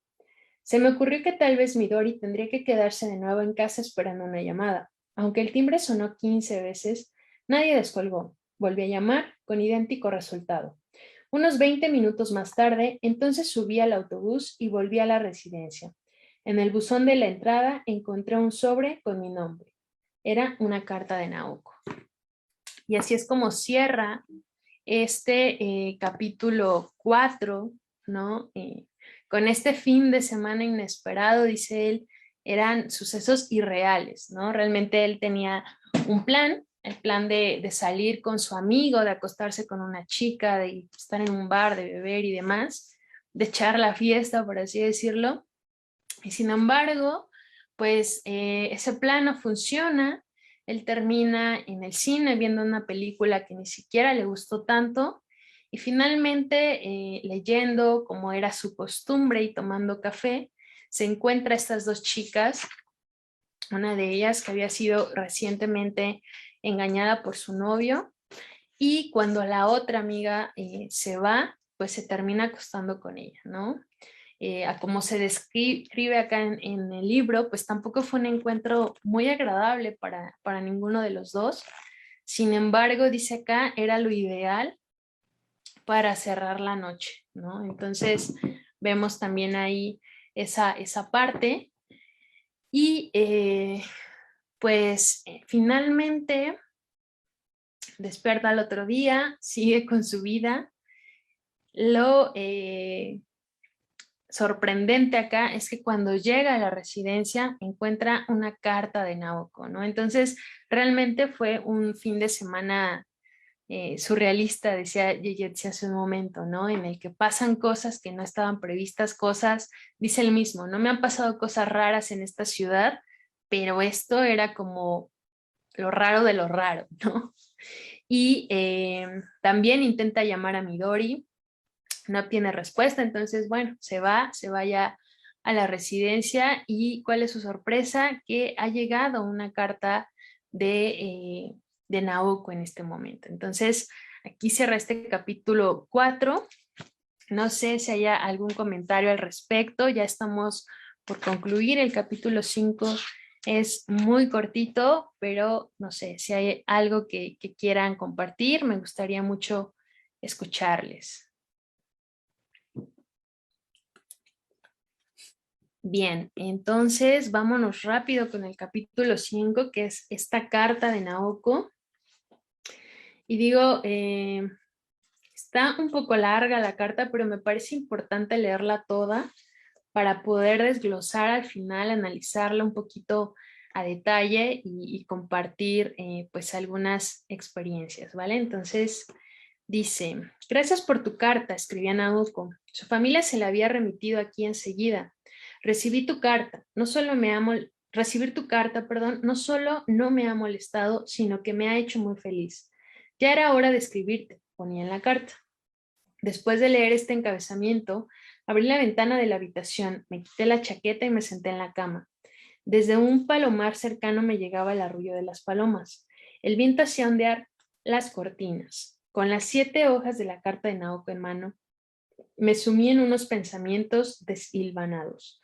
Al leer las primeras líneas sentí como el mundo circundante perdía sus colores. Cerré los ojos y tardé un tiempo largo en ordenar mis ideas. Respiré hondo y reanudé la lectura. Hace 4 meses que estoy aquí. En estos 4 meses he pensado mucho en ti y he visto claro que te he tratado injustamente. Debería haber sido mejor persona contigo, haberte tratado con justicia. Pero esta manera de pensar quizá no sea normal. Para empezar, las chicas de mi edad no usan la palabra justicia. A ellas les resulta indiferente que las cosas sean justas o injustas. A la mayoría, más que el hecho de que las cosas sean justas o injustas, les preocupa que sean bonitas o cómo ser felices. La justicia tiene un carácter masculino. Sin embargo, en mi situación, esta es la palabra que más me conviene. En estos momentos, ¿qué es bonito? ¿Cómo ser feliz? Son proposiciones demasiado complicadas. Prefiero aferrarme a otros criterios. Por ejemplo, si algo es justo, honesto o universal. En cualquier caso, creo que no he sido justa contigo y en consecuencia te he arrastrado de aquí para allá y te he herido muy hondo. Al hacerlo, también me he arrastrado y me he herido a mí misma. No es una excusa. No creas que trato de justificarme. Es la verdad. Si he dejado una herida en tu interior, esta herida no es solo tuya, también es mía. Así que no me odies por ello. Soy un ser imperfecto, mucho más imperfecto de lo que crees. Por eso no quiero que me odies. Si me odiaras, me partiría en 1000 pedazos. Sé que no puedo esconderme en mi caparazón y dejar que las cosas pasen. Y me da la impresión de que tú haces eso. A veces te envidio muchísimo y tal vez te he arrastrado de aquí para allá por ese motivo. Quizá esta manera de ver las cosas sea analítica.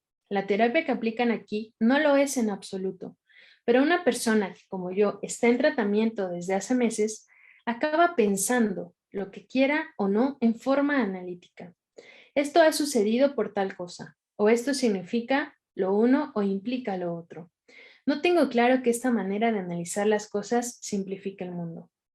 De todos modos, me doy cuenta de que en comparación a como estuve en algunos momentos, ahora me encuentro muy recuperada y los que me rodean también perciben mi mejoría.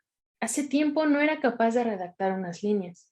Escribirte aquella carta en julio me costó sudor y lágrimas. No recuerdo lo que puse. Espero no fuera nada horrible. Pero ahora he logrado dirigirme a ti de forma relajada.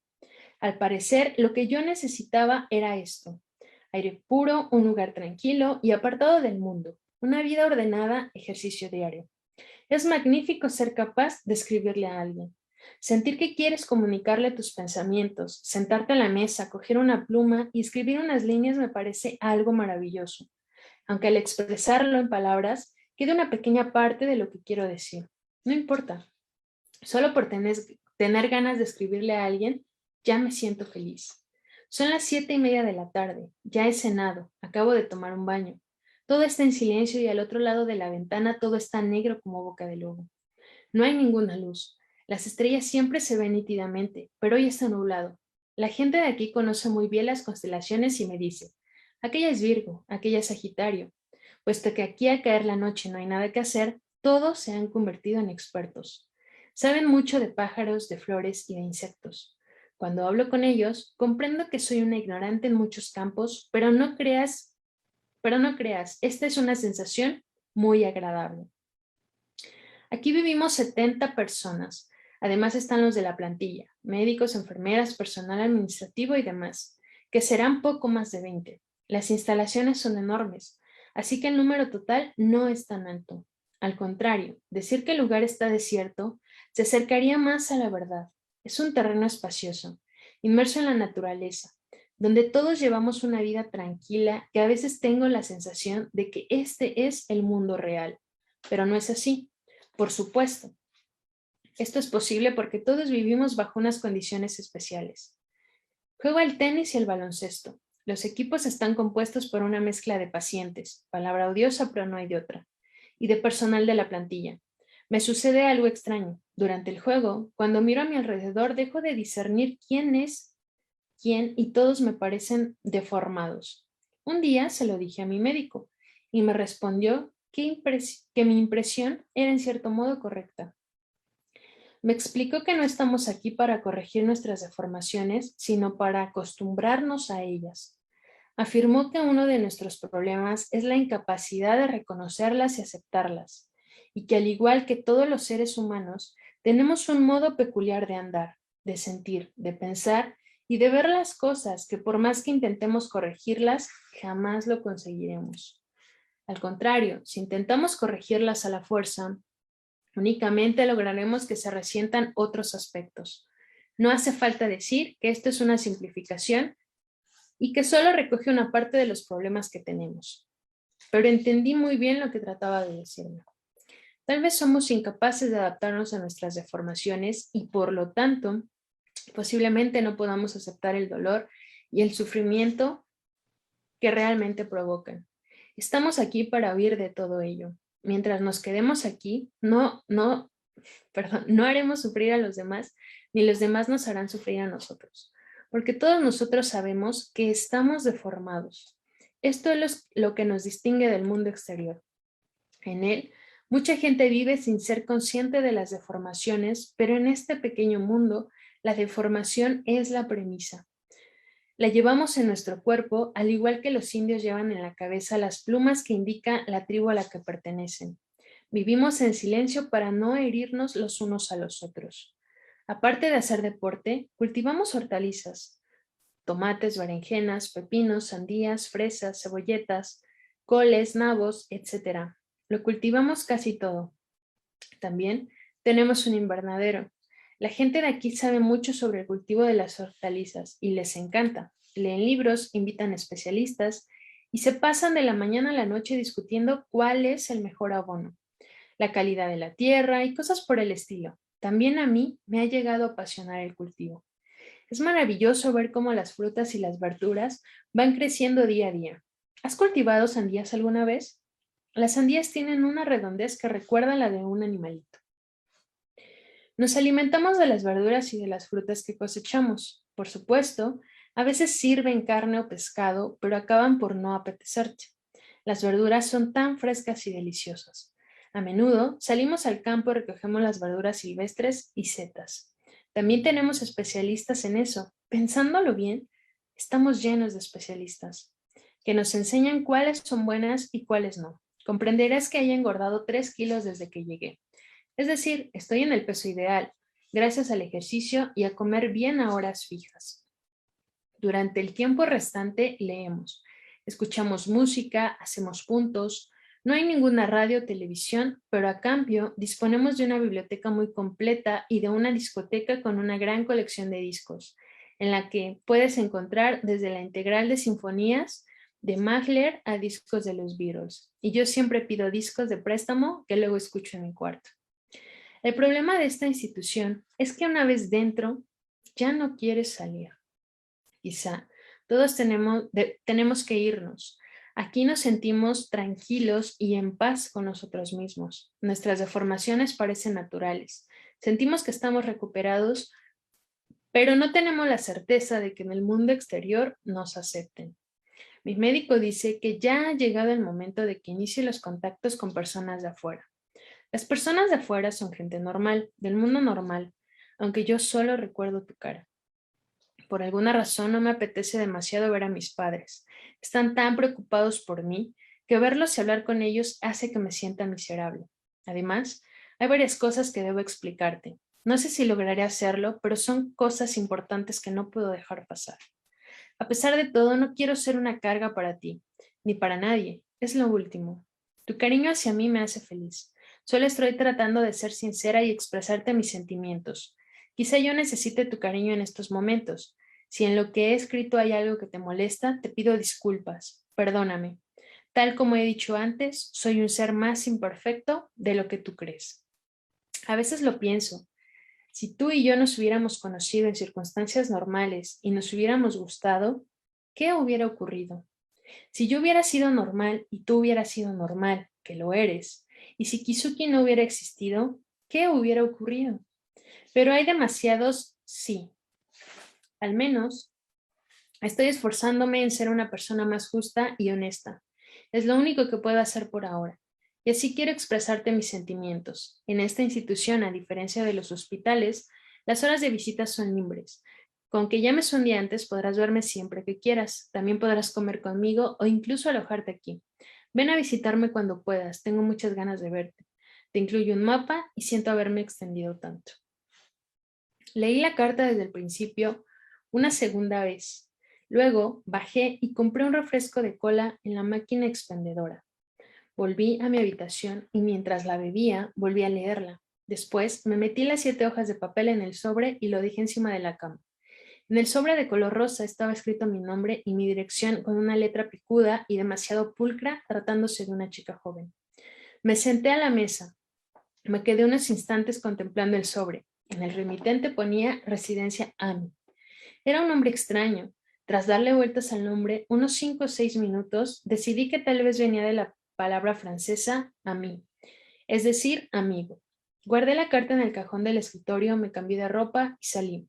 De pronto, me dio la impresión de que si me quedaba cerca de la carta, la leería 10 o 20 veces más.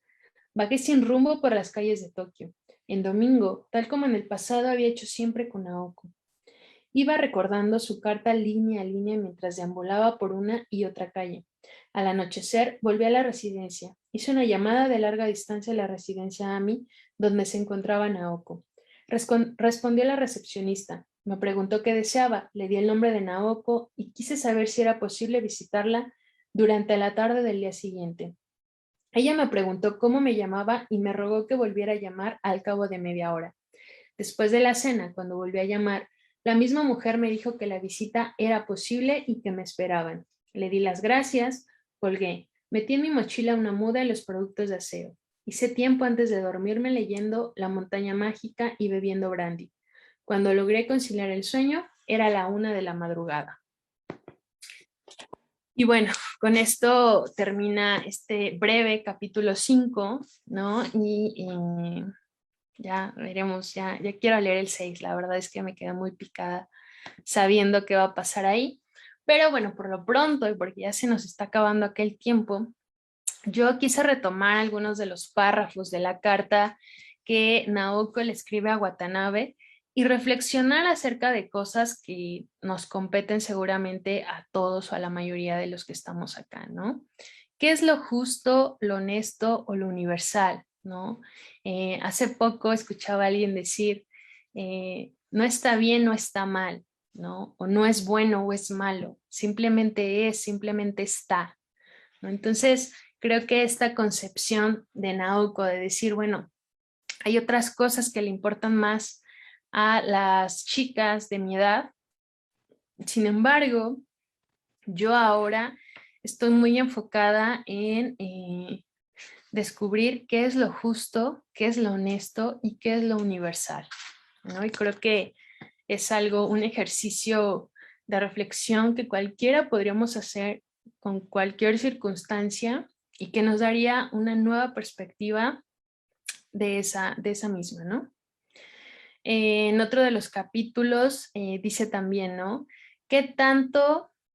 No tengo claro que esta manera de analizar las cosas simplifica el mundo, ¿no? Y lo vemos con Watanabe mismo, es alguien que sobreanaliza las cosas, las situaciones, ciertas frases que las personas le dicen, ¿no?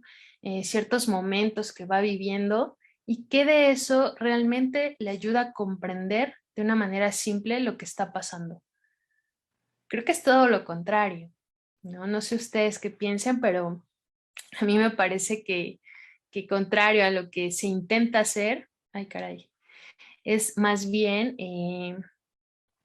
pues lo contrario, ¿no? Se complica todavía un poco más. Y bueno, acá nos dice en el punto 3, saber lo poco que realmente se sabe, ¿no? Cuando ella le dice, toda la gente de aquí sabe de estrellas, sabe de la tierra, sabe de cultivar y demás, y yo me siento muy ignorante, ¿no? En comparación con ellos, dice, pero es una sensación agradable, ¿no? Y quizás sea por esta parte específica de saber lo poco que realmente se sabe, ¿no? ¿Cuánto sabemos? ¿Cuánto sabemos que no sabemos? Y cuánto muchísimo más, seguramente, sabemos que no sabemos, ni siquiera podemos imaginar qué es lo que no sabemos, ¿no? Entonces, en este punto a mí sí me hacía bastante ruido. También, ¿qué es real o qué es normal? ¿No? Ahí decía ella, acá estamos deformados, ¿no? Y todos los que estamos aquí recluidos, pues es algo normal, es lo usual ser así, ¿no? Sin embargo, el mundo de afuera, la gente de afuera, la gente normal, pues no sabemos si nos acepte, pero ¿cómo saber que esa gente realmente es normal, ¿no? O que lo de afuera es lo real y adentro no. Son cosas que de pronto me ponen mucho a pensar, ¿no? Y finalmente, esta característica que ella pronuncia mucho, que dice, que le dice su doctor más bien, ¿no?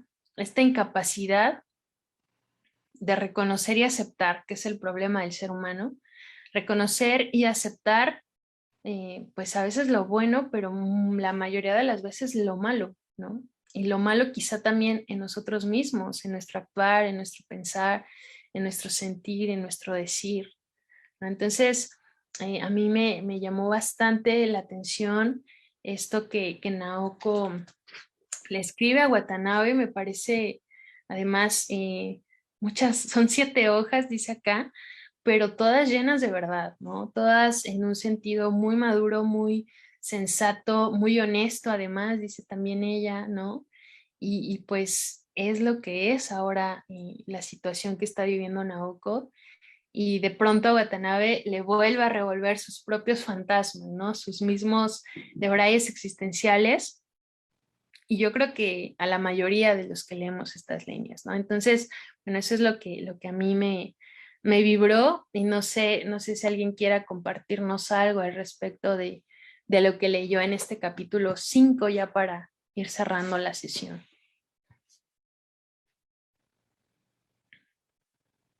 Bueno, yo, Sí, a mí sí. perdón, me agradó, es que como cerramos el capítulo 3, así como que Naoko pues se desapareció y no sabe uno qué pasó, y luego esta refrescada de que llega Midori, pero en el capítulo 5 me agradó muchísimo cómo regresó Naoko, como que ya se le ve sustancia. Antes como que a mí personalmente no se me hacía un personaje que aportara mucho, bueno, al final del capítulo 3, ¿sí, no? Pero ahora como que ya todo tiene sentido en este aclaramiento de sus propios pensamientos. Esto que mencionas de que tanto sobreanalizar las cosas simplifica el mundo, me parece bastante de pensarse, de analizarse, me gustó muchísimo, y me gusta cómo regresa Naoko, ¿no? Cómo ahora se posiciona, y sobre todo cómo esta cuestión de su salud mental la hace más humana, pero como que se disfruta más. Bueno, a mí me gustó este regreso, y como dices, ya estoy impaciente por leer el otro capítulo. Muchas gracias, Gilletsi, por ese comentario. Pues sí, la verdad es que nos deja muy picadas, y como dices, ¿no? Y en el capítulo, al final del capítulo 3, pues se ve todo el caos, ¿no? Una Naoko perdida, literalmente, ¿no? Y no se movía, no hablaba, no parecía siquiera viva, inclusive, ¿no? En este sentido. Y ella misma lo dice, ¿no? La carta que le escribió meses atrás a Watanabe le costó muchísimo trabajo, ¿no? Inclusive redactarla, y era un párrafo muy pequeño en comparación de esta que son 7 hojas, ¿no? Sin embargo, pues sí, creo que es un buen regreso, ¿no? También acá en Facebook, Gaspar nos dice, a mí me dio felicidad el hecho de que Naoko esté bien, pero a la vez me da algo de tristeza el hecho de que ese lugar que la hace sentir segura ahora no va a estar ahí para siempre y que va a tener que irse eventualmente. Entonces creo que sí, es algo que ella misma también se ha cuestionado hasta este punto, ¿no? El decir, bueno, aquí estamos bien y somos felices y tenemos una buena vida, pero allá afuera, ¿qué va a pasar, no? Para allá afuera seguimos siendo los que tenemos estas deformidades, decía ella, ¿no? Los que tenemos estas características especiales que no son normales, que pongo muy entre comillas, y que tampoco son tan fáciles de aceptar, ¿no? Entonces, gracias Gaspar por ese comentario y creo que sí, ¿no? Justo eso es algo triste, algo de pensarse hasta este punto, pero bueno, igual iremos leyendo un poco más adelante a ver cómo se va desarrollando pues esta historia y cada uno de los personajes que hasta aquí tenemos como más sobresalientes, ¿no? Obviamente Watanabe, Naoko con este regreso muy, muy bonito, ¿no? Y también Midori, ¿no? Con esa... ese perfil enigmático que no sabemos qué va a pasar con ella, nos compartía Pau hace un momento, quizá, ¿no? Se ve, se vislumbra ahí que va a pasar algo dramático, ¿no? Ojalá y no sea algo malo, pero bueno, ya lo iremos descubriendo también. No sé si hay algún otro comentario.